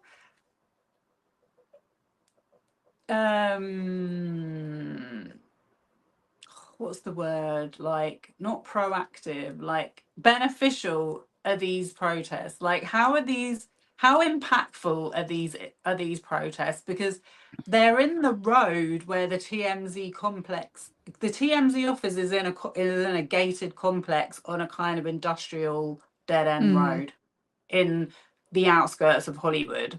It's not on a big high street where loads of people are walking. Yeah. Do Yeah, you know what I nobody's mean? going to see them. Yeah.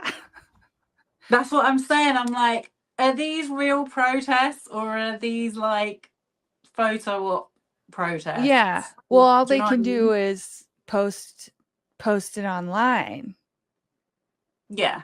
But a Yeah. TMZ really thinking, oh my God, there's a protest outside. We need to stop sexually harassing our staff, because TMZ have got a lot of stuff that's happened in their offices that no one's said anything about. Oh, really? Oh yeah, of course. There's not one corporation on earth that doesn't have that stuff going on. Let's be real. Yeah. Yeah. Anyway, so they could decide to go to this protest, and she's already sent him some kind of cease and desists, because I think he's gone to a previous one. So he's like, okay, I'll be like 100 yards away from her, or 100 meters away, so I'm not like in her, because legally I'm not breaking Yeah. any rules. But he knows that he has the right to do a counter protest in the same area as their protest. So they're doing their little thing, they're setting up a live stream, and guess who comes marching over to them? Sloane. Oh, and he has a restraining order again? Like she has Yep. one against him? Yeah. No, Sloane and this other girl, Melanie, who used to be in BJ's team, because I remember she used to do reports from the Britney Spears, from the courthouse. Protest. Yeah, she's like wears all pink and everything. Because sometimes I'd be watching them and I'd be like, I'm not really interested in this, but I'll just watch it anyway. You know? They come marching over to these two black guys, by the way, Yeah. and throw this paperwork on the floor and then turn around and do their like. This is Sloane, someone who, again, says that he's speaking out on behalf of survivors and he's all about activism and free Britney. But now Yeah. you're doing the dirty work of someone throwing a restraint. It's a restraining order that she's gone to the court and obtained, and she's given it to them to go over and serve it to them. And I was like, oh my God, I didn't think they were that bad. Yeah. How have you got the cheek? And I forgot to say as well, it was him, Sloane, who promoted her talking about the Jamie Spears stuff. Yeah. Yeah. That's I don't know. And It's almost like that shit is a cult too. that's what I'm trying to say. Yeah. And I feel so bad for these people, because like they weren't even that involved. Like they were just being themselves. And Shift was. yeah, and the Yeah. others. And It it's doesn't only that charade person that has actually allowed their part of the story to be publicly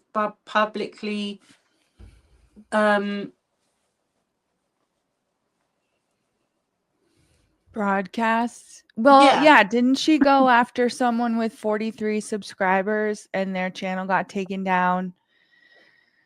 And it looked like Shift and his podcast only has like 106 subscribers. And she's so focused on that. Exactly. So is she going to come after us? Well, I'm in the UK, so good luck with that. Right. I was And just that's thinking get your channel removed, you know? But I don't know. That well, seems like it should be harder to do, you know? at the moment, you've already received a copyright claim. This is the thing, people are weaponizing copyright now illegally. and saying they're about, and these are the same people that say they're activists and they want freedom of speech. It's like, you're lying. You don't want freedom of speech. If you wanted freedom of speech, you would be happy for people to make articles about you and do investigations. Yeah, because that's part of freedom of speech. Yeah. And you know what? Speaking of that as well, when I was starting to realize that BJ was not the best person, she did the same thing to a journalist. Yeah.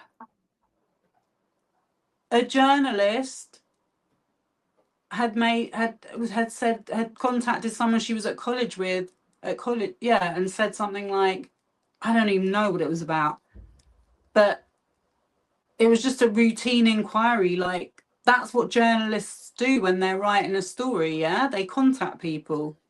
Yeah, they fact check and stuff. So she find out about it, and she's put this woman on blast on her channel. And you know, she did it to well, not me, because I didn't have a face to put out there, but the other people that were involved, like Steph, she put her face up on her channel, said that she was a paid op.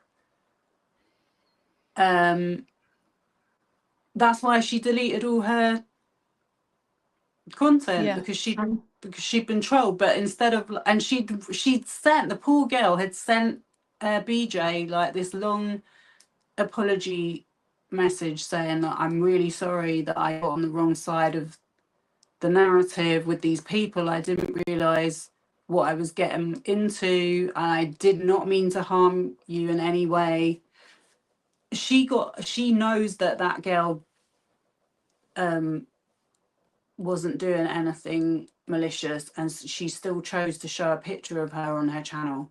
That's what they're like. So do you know what I mean? When I see Alexa's doing that, and it's so much worse, because this poor guy still has that stalking order against him. Yeah. He still has it hanging over him. Apparently they tried to go to the court and they weren't allowed to speak, his witnesses. And it's like, they're on their channels talking about the justice system is corrupt. Yeah, by people like you. Exactly. You're abusing it.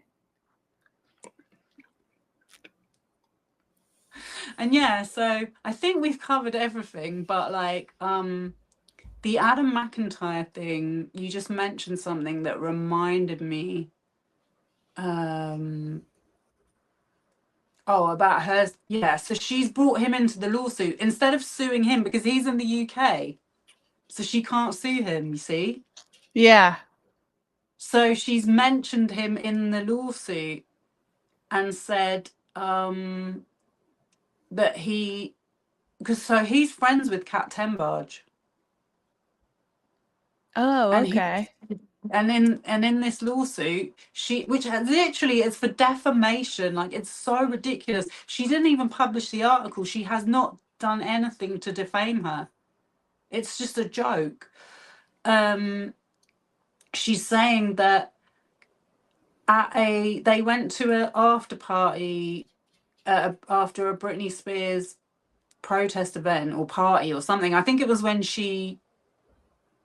when the conservatorship was dropped, so everyone was in a celebratory mood. So he was 18. Yeah, the legal drinking age in the UK is 18. That's so cool, by the way. Not when you see how many alcoholics there are. Okay.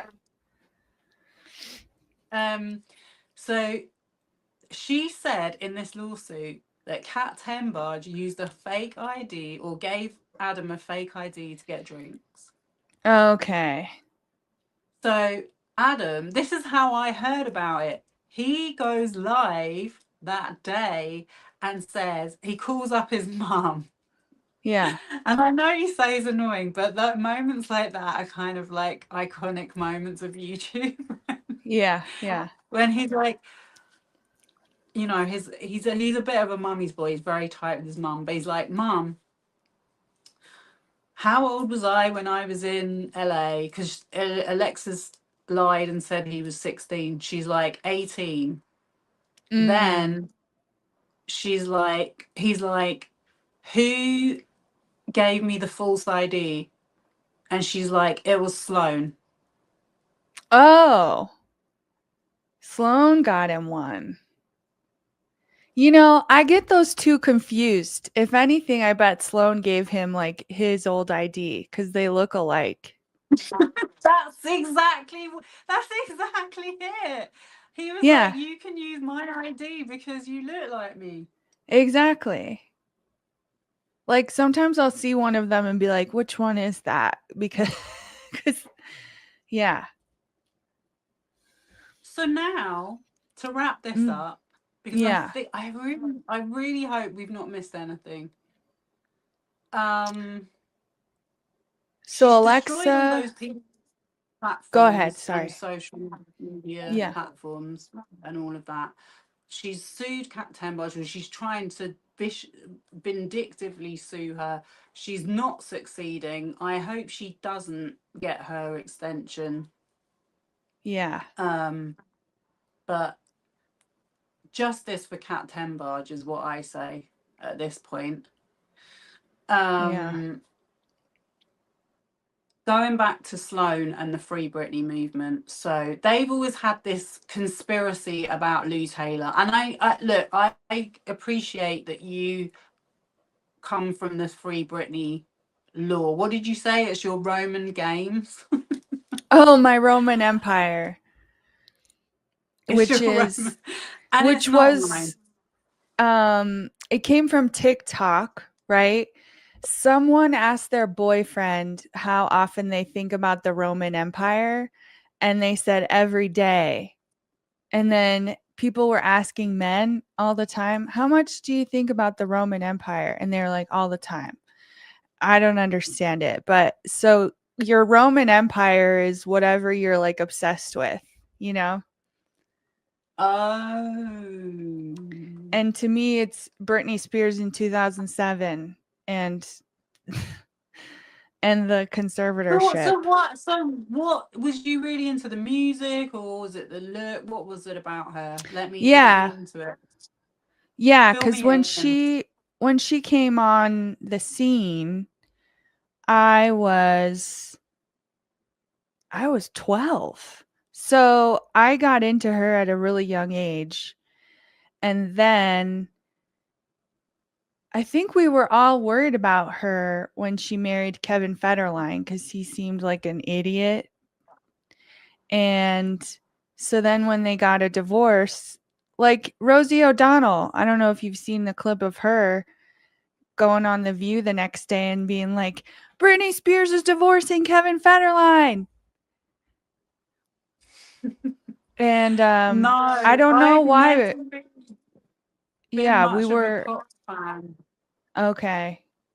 So, but I What's did used to read Perez Hilton's blog. yes. So that was how I knew a lot about all these people. Like, I used to love Nicole Richie Yeah. and how And she she would dressed. get And okay. I mean, I've sent you. I'm still trying to figure out what the hell I'm doing on this. I don't know. One day we'll get there.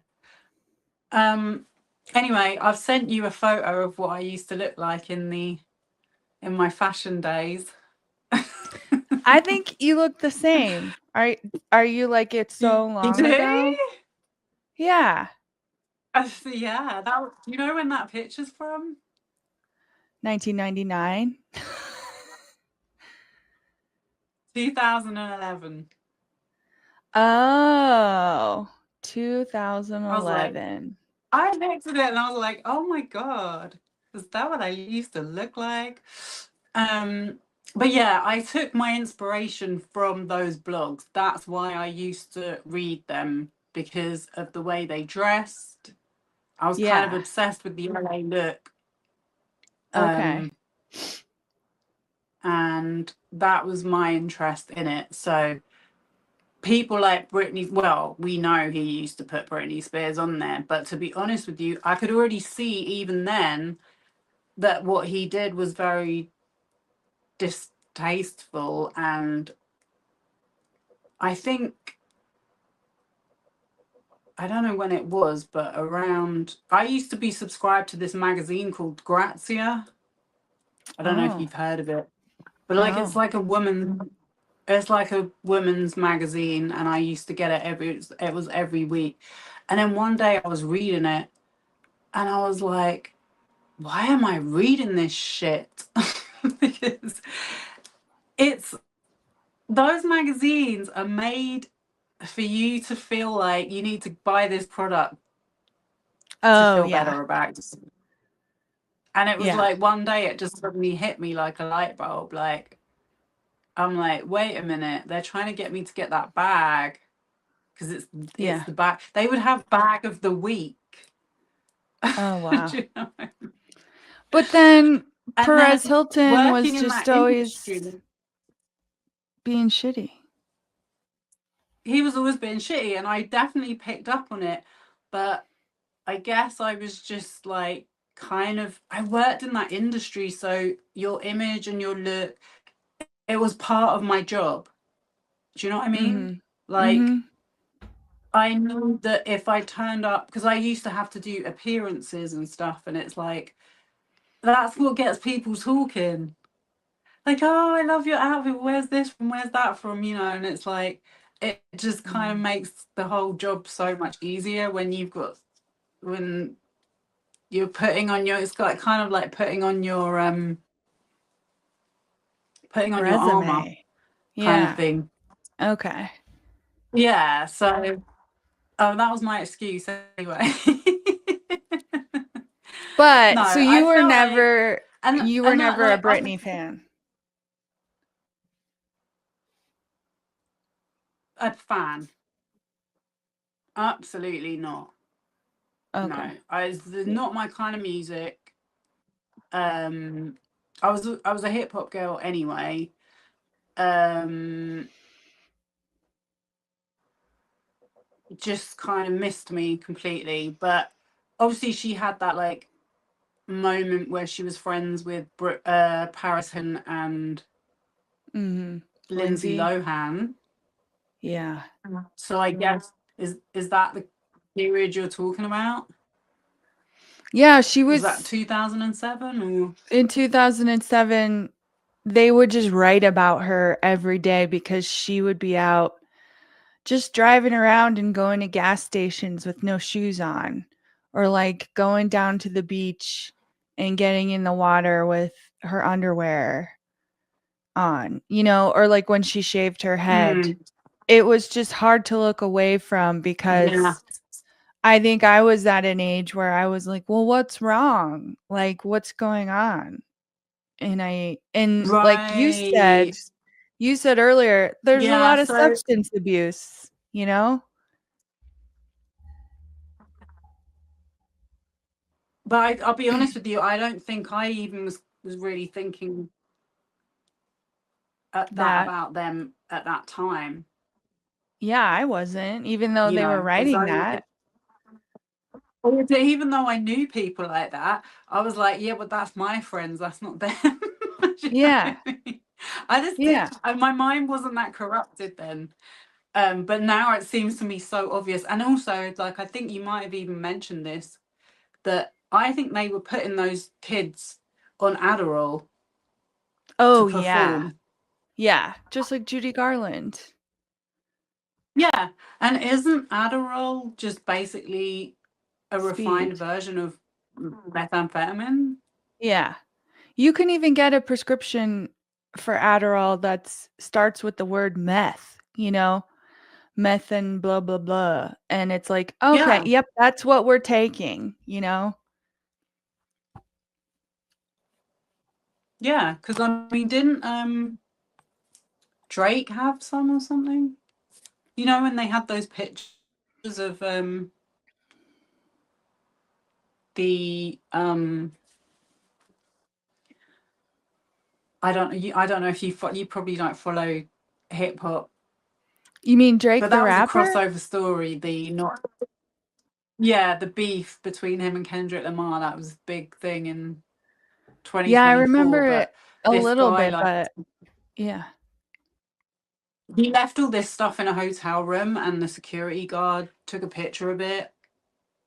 And then Kendrick Lamar made it into the artwork for his song about him. Oh. And there Oh. was a prescription. There was a prescription bottle, and I've just got a feeling that it said meth on it. Yeah. I could I be have to look wrong. that up. I gotta look that up, but I wouldn't be surprised. And there was Ozempic as well. Oh my God. Yeah. Okay. Well, that's he makes fun of Drake for getting fake abs, right? Or A like, lot of people have said yeah, that he's. I wouldn't put it past him. He seems very vain. yeah. But yeah, so I've tried to understand the thing with Britney Spears. For me, I thought the driving with her kid on her lap was a bit of a Mm. Michael Jackson dangling the baby over the balcony moment. Like, that shows to me. I know they tried to like say, oh, that's just her upbringing, da da da da. But I was like, yeah, that doesn't really seem like a very good choice to make as a mother. No. Like, No. and then I do remember, like, I think there was one time when there was talk of doing a photo shoot with her. Yes. And But I she think that rubbed might have like been a bit. chicken grease on her dress. That's I what I don't think it assume. happened in the UK. I don't think she did one in the UK, but there was talk of it happening. But I think that was a little bit further down the line. Oh. But you were talking about, speaking of the UK, you were talking about Kevin and Britney Chaos. That was Yeah. filmed in London. That's in the Berkeley Yeah. Hotel. Oh, do you I know that hotel? recognised it. Yeah, that's like a Oh, super posh hotel, I'm and sure. they're in the penthouse. Yeah, it looked Um, really nice. so I guess she was in London for that. But I mean, look at the state of her. That is not someone that's going to be on the cover of Vogue or Elle anytime soon. Like, When she's in we chaotic. did one with, you know who we did one with? Misha Barton. Oh, okay. Yeah. She is cool, but she had a Okay. raging problem that I wasn't aware of. Um, so I think, a lot of these yeah. girls, they put on a good show Yeah. despite what was going on. True. But yeah, so I feel like with the Free Britney thing, because I came into it from the outside as a complete outsider. So I was obviously aware that she'd been treated badly in the press, but I just was like any other celebrity, that's how they get treated. Like, I have no time for that narrative going on. Mm-hmm. And body shaming and all of that. I've always found it gross. Yeah. And I've But tried to, yeah. with the Free Britney thing, did you have an opinion when they were arguing that she should be free, or no, because Well, you that's what I was going didn't to say. really? No, I didn't. No. Yeah, because you didn't watch I her knew. get put in the conservatorship, really. No. I didn't really know anything about it. I remember the Blackout song. That was Mhm. my favourite song. Give me more. You want a piece of me? Yeah, You want, give yeah, me piece of more. me. Yeah. Yeah, they were my favourite Britney songs, which is awful because that was like her lowest point. Yeah, but her best album. Everybody agrees. Really, I'm not the only Yeah. one. It was No. just a bit more edgy for me, It was Mm-hmm. like, yeah. Yeah, I I was could sick dig of it. the bubblegum thing that she had been doing, and so I enjoyed the Blackout album too. So then she was like, I remember there was the talk about her there was a talk about doing a shoot, and obviously, like, it would have been cool to work with her because she's one of those names that it's like she's up there. Do you know what I mean? Mhm. Household name. That didn't happen, and then I remember like the X Factor, and I remember people saying about is she on something, and Mhm. they're sort of like you know, medicating her up to go and do that. And I remember like sort of hearing vague conversations about it, but I wasn't like interested because I didn't have a connection like obviously you did. So yeah, then and then I probably might have watched like one of the documentaries Yeah. because I Yeah. know there was a few documentaries, and I do remember that. Okay. And then there was that clip when she said that Lou Taylor had been stalking her. And I just feel like, so going through the whole YouTube experience and realizing that these Free Britney people were a bunch of trolls, I'm sorry, but they were. I just had to start questioning the whole Lou Taylor narrative and the fact that they've been so obsessed with her and so focused on her. And I'm not saying I in any way approve of Lou Taylor, but I think the problem is that the artists that use her services do. Yeah, I know. Because she's a money manager. Right, and didn't you know how BJ thinks Lou Taylor took a whole bunch of Britney's money? And used it to buy the Kardashians brand or Yeah. something. Yes, Yeah. and I debunked it myself. And I said, because Right. I've made that video about Free Britney was a scam. And I Right, right. thought maybe I'm a bit too early because I just feel like I it's don't gonna know if come you out. are. I know. I mean, it's not like my Britney podcast didn't like perform as well as I thought it, like I thought it would bring strangers in, but it didn't. And I don't know what's going on like with what people are saying about her. It just seems They're still falling for the bullshit. Like, that's why I made the video, because I saw that when the Kevin Federline book came out, yeah, they started making anti-Kevin stuff. conspiracies again, yeah, and saying that Kevin Federline is cashing in on her just because he doesn't have a job now, or because he's not getting Alimony or whatever. yeah, which I mean, I know I just said that about Yeah, Alexa. Alexa Nikolas, but it's completely different because unless you find out for yourself that she didn't want custody of her kids, she didn't comply with the court protocols to retain shared custody, so they gave the kids to him. Mm. But it's always been angled by those people of like they held the kids as a weapon over her. And I'm sorry, but a lot of these stories, they just simply do not factually stand up. The thing about the investment in the Kardashians was the biggest load. But well, I even remember her saying it, and I was Mhm. like, this just does not sound. Yeah. And it really shocked me as well to find out that BJ worked for a mergers and acquisitions law firm.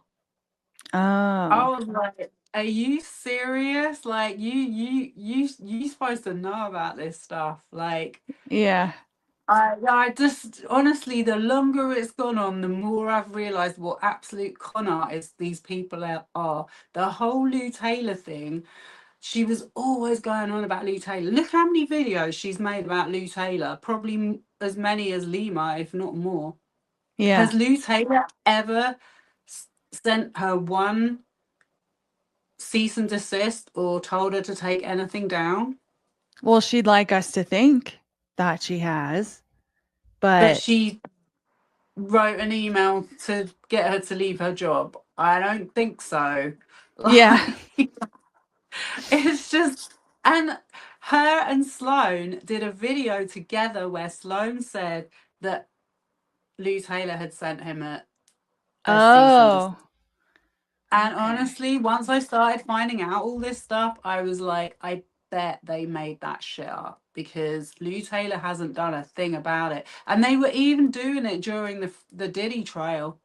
They were like, Robin's on the docket. She was the one paying for the escorts.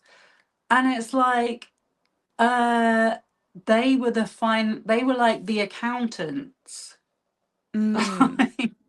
They Mm. weren't booking they're employed by the artist to manage the money. So if he says, why am this money to such and such, they're under instruction to do it as the client. Like, they're not Yeah. um Going to the freak offs or like organizing the freak offs.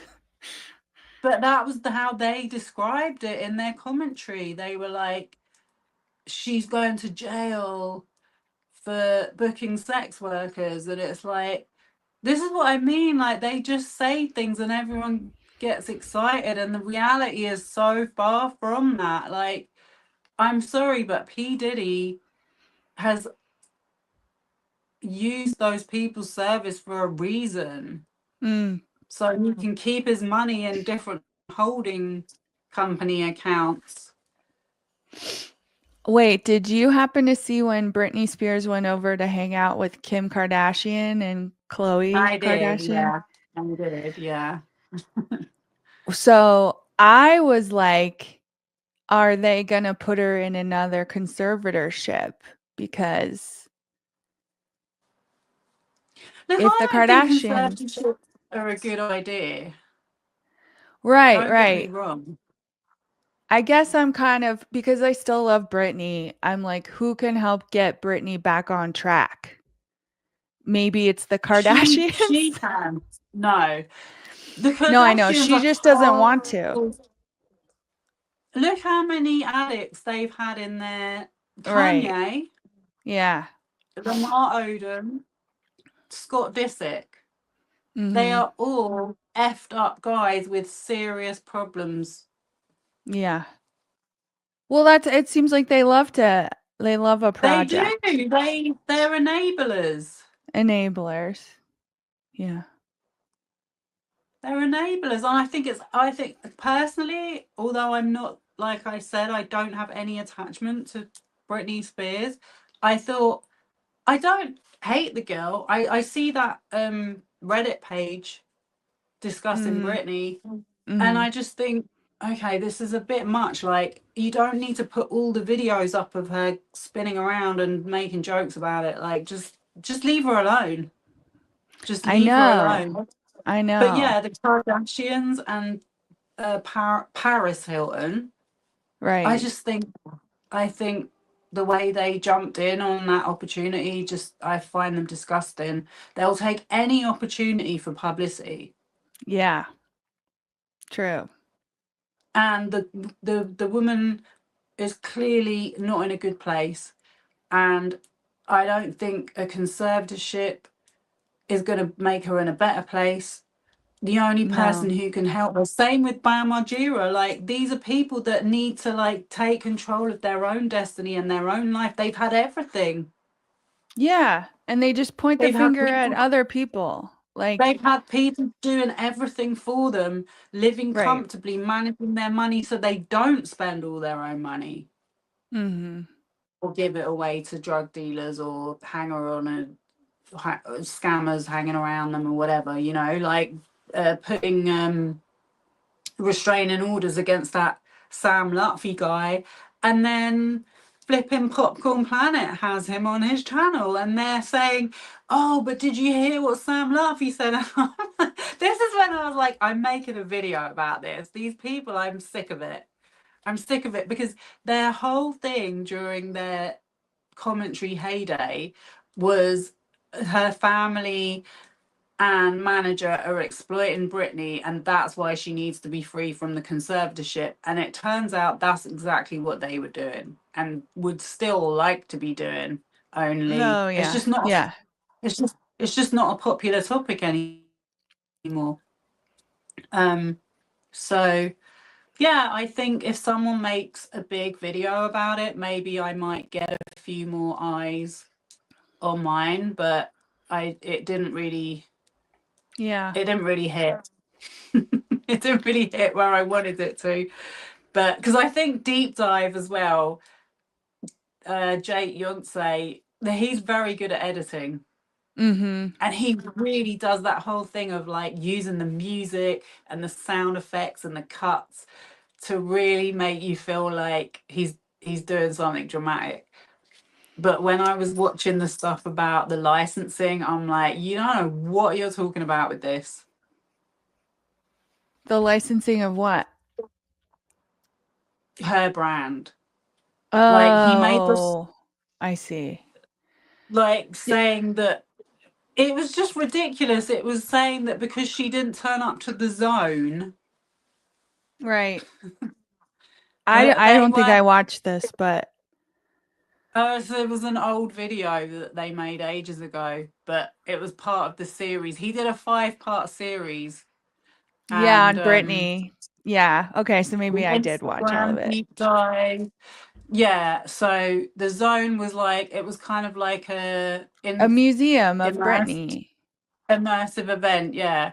Yeah. And they were saying like they've ripped her off because she's not even appearing at it. They're ripping off the fans and they're ripping her off because she's not even appearing at it. She obviously, if she was contracted to appear at it, like they just don't think about contracts. And it's the same as the it's the same as the Justin Baldoni. They don't understand. Everything is with a contract. Mm-hmm. You know, Wait, what was I gonna she has. ask you? She has employed a bunch of people to license her name, and that's how she makes an income. Right. So And they then get approached by whoever runs those immersive spaces, and they're like, "Let's do a Britney thing. Yeah, we'll call it the Zone." And then it's like they negotiate the terms and how much she's gonna get, and like whether she wants to do an appearance or not, and how much that will cost. And I don't know whether Britney didn't go because she couldn't be bothered or because she wasn't getting paid, because she wouldn't say that, you know. But they yeah. came up with a whole narrative, and then it closed down because of COVID anyway. So yeah, of course it lost money. Like, Right. that was when I was just watching him thinking, okay, because you've done that now, I can't take anything else you've said seriously. Do you know what I Right. mean? And it's the same Oh, with the perfume. And it's the Kim Kardashian thing as well with what's the name? Lou Kylie Taylor. Jenner and the Mm-hmm. 600K. If you Mm-hmm. actually look at Kylie Jenner, I actually looked Kylie Jenner's business up on Crunchbase. Mm-hmm. Because I was like,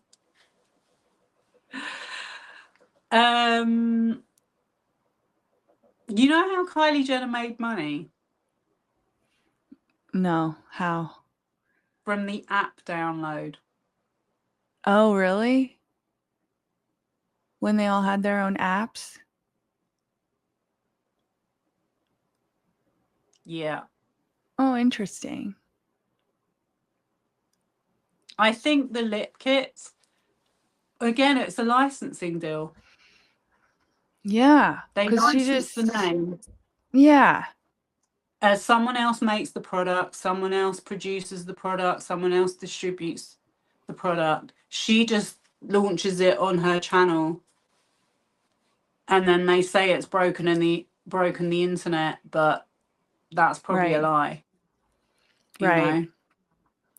know? Jake Yonsei, he used to work with BJ, but do you think they had a falling out?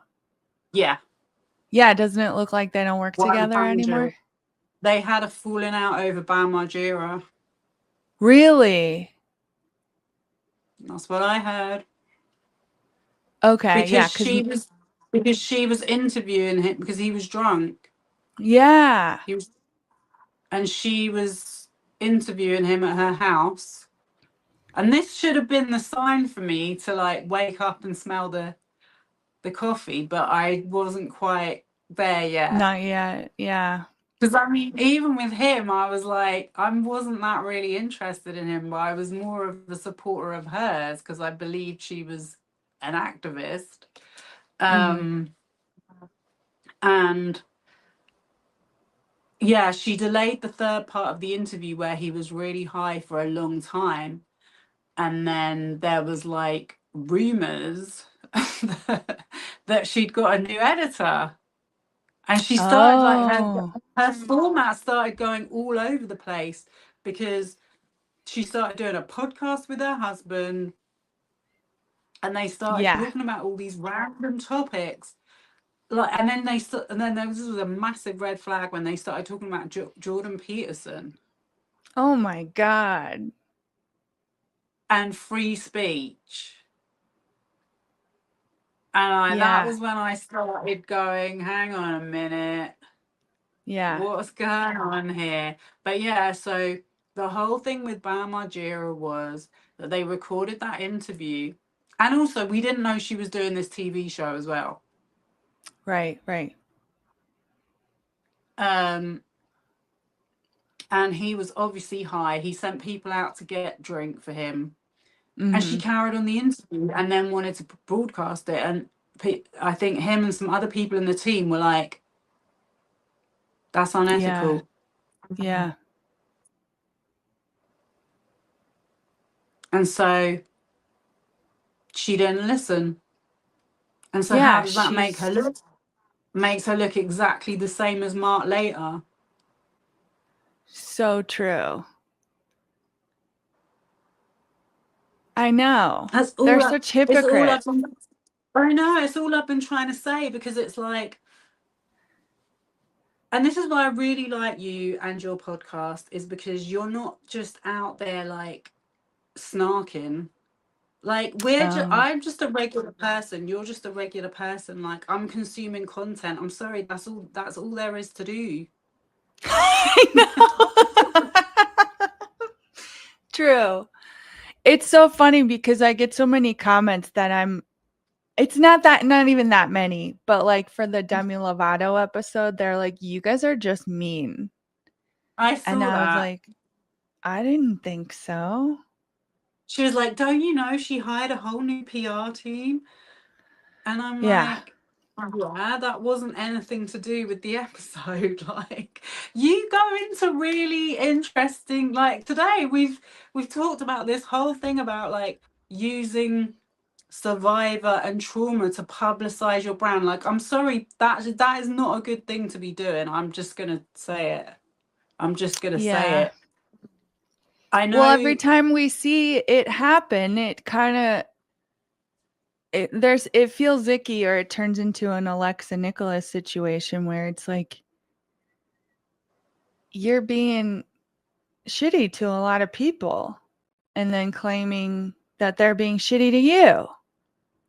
Right. And you're actually bullying people Exactly. online because you're in a position with a platform to be able to do that. And that's all I've been trying to say. It's like, this is nothing personal, but it's got to the point where it's clear to me that her intentions, she didn't care about her audience when she was doing Free Bam and probably Free Britney. It was all about like promoting herself as an activist, making it seem to us like she was genuinely trying to get Bam Margera out of a bad situation. Mm-hmm. And all she really wanted was more people clout. watching, more people donating, more people buying her merch. She wanted people to make content about it so that she could get more focus to be on the documentary about the Free Bam movement. I didn't even clock it until it all went wrong. That's when I went back and watched it, and I'm like, wait, she just said all go out and make content. Mm-hmm.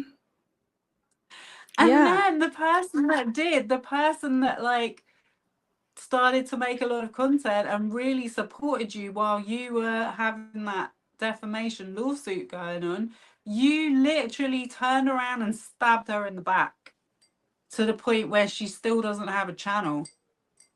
And you've Who? let High Priestess Steph.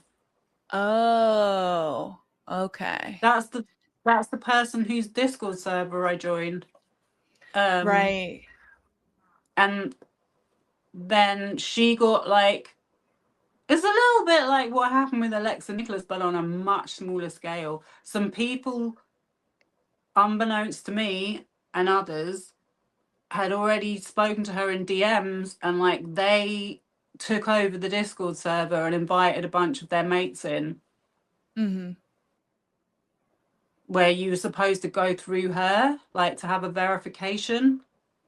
And so Mm-hmm. she finds out there's all these people that are in there, and she's thinking, who are all these people? How did they get in here? So then it all started to unravel. It was over a very short period of time, but it was an innocent mistake. Like at the very least, she was being a bit naive. But you know, we can all be human and be naive.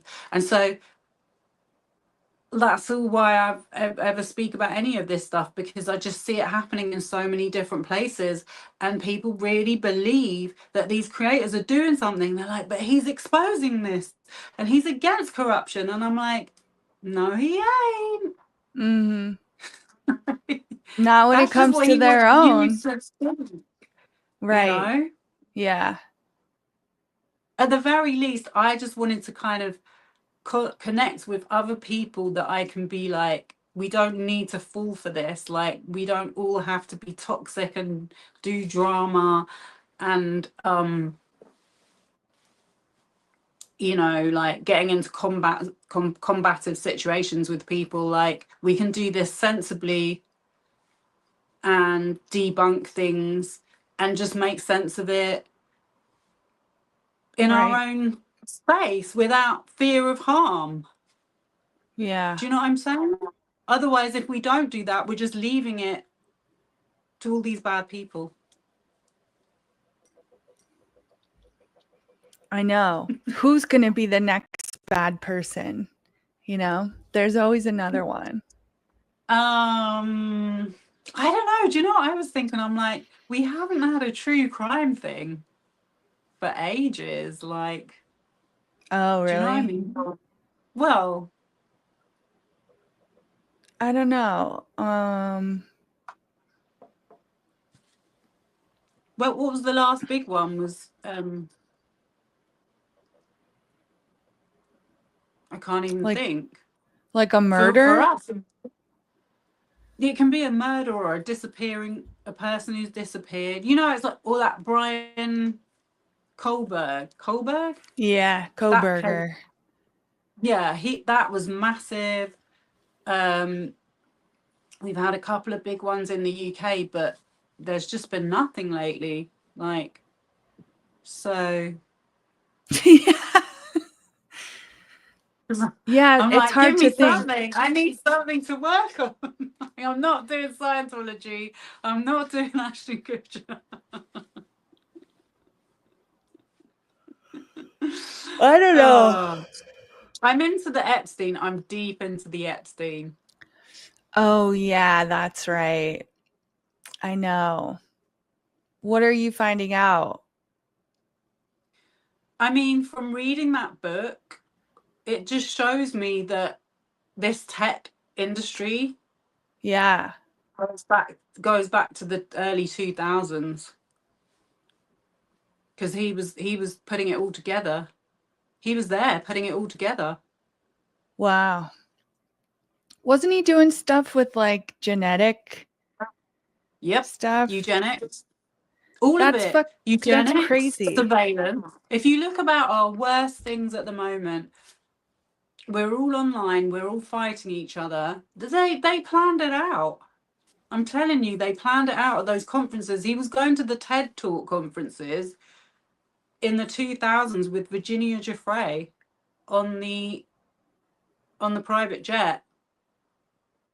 And then Wow. he was some of his, like, the men that he was trafficking her to were doing AI investments. Yeah. And all the surveillance technology deals he was doing in Africa and Israel and Russia, apparently, and Saudi Arabia. Like, this is we are now in the aftermath of what he was doing with his group in the 2000s. Yeah. So that's And what I now, found. now we're like, release the documents, and we're just waiting for them to release them. And Donald Trump is, Well, I heard I don't know. they spent $1 million on redacting the documents. Okay. So that's where we're at. So that's where your tax money goes. Yeah, exactly. But, you know, the thing is, people look at Epstein as a one-off, and he wasn't. He was Yeah. in with all of them. He was in with all of them at the bank. The banks are dodgy. Every single person that he was in contact with is doing something dodgy, and that's why there's been so much secrecy over it and so much effort to keep it hidden, because they can't, it's not like they're exposing 10 people, they're exposing the entire world. That's the conclusion I I've know. come to. And I really believe that we're living in a period of mental illness. I'm sorry. Well, That's how I yeah. see it. I don't know if he cheated in the election and that's how he won, but I look at my friend who's from Tibet, where they were taken over by China, by a dictator. And I'm like, you've moved to the United States where we vote for our dictator. Like, we voted for He him. is a dictator. He Yeah. literally is a dictator. But listen, I'm going to have to run off because Okay. my battery is on red and I don't want it to suddenly cut out just as we're getting to Yeah. stuff. But Jeffrey I love Epstein. doing that. Let me just see if we've got.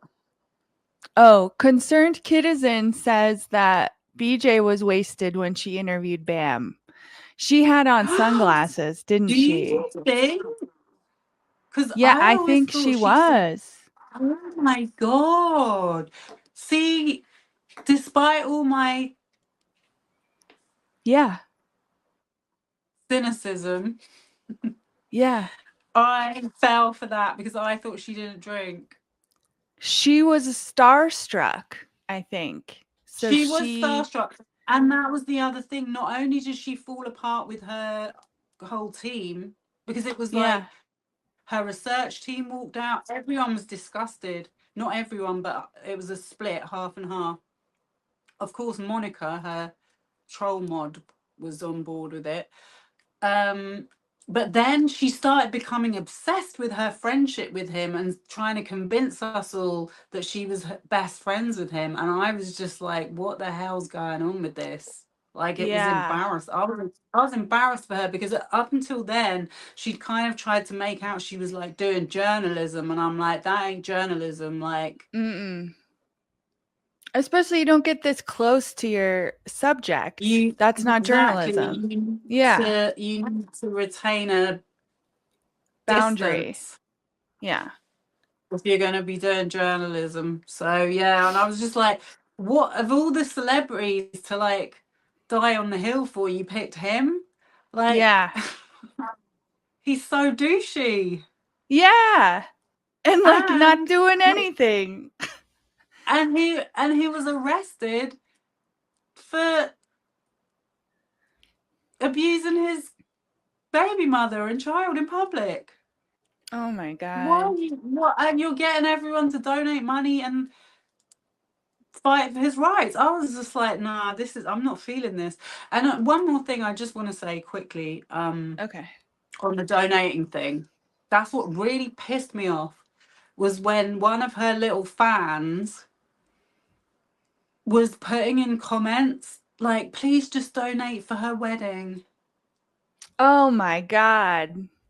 Yeah.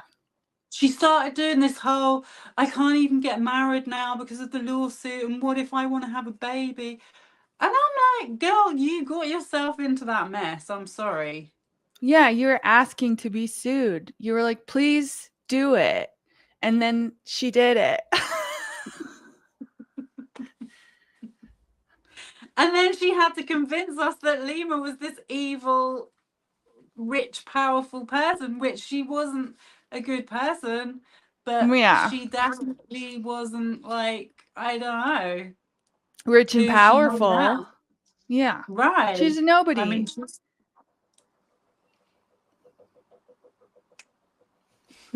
Anyways, you should go to bed, I bet. It's time to go to sleep, isn't it? it definitely is, yeah. I'm gonna well, wind down. It's been this so was fun. lovely. Yeah. I'll speak to you real soon. Think of a Okay. great topic for the next one. I feel And like you stay should away come. from Alexa Nikolas, everyone. Yeah, stay She ain't no away. victim. She's a bully. She sure is. Like Shout and out. subscribe to Online BS Pod. And go do your own And research.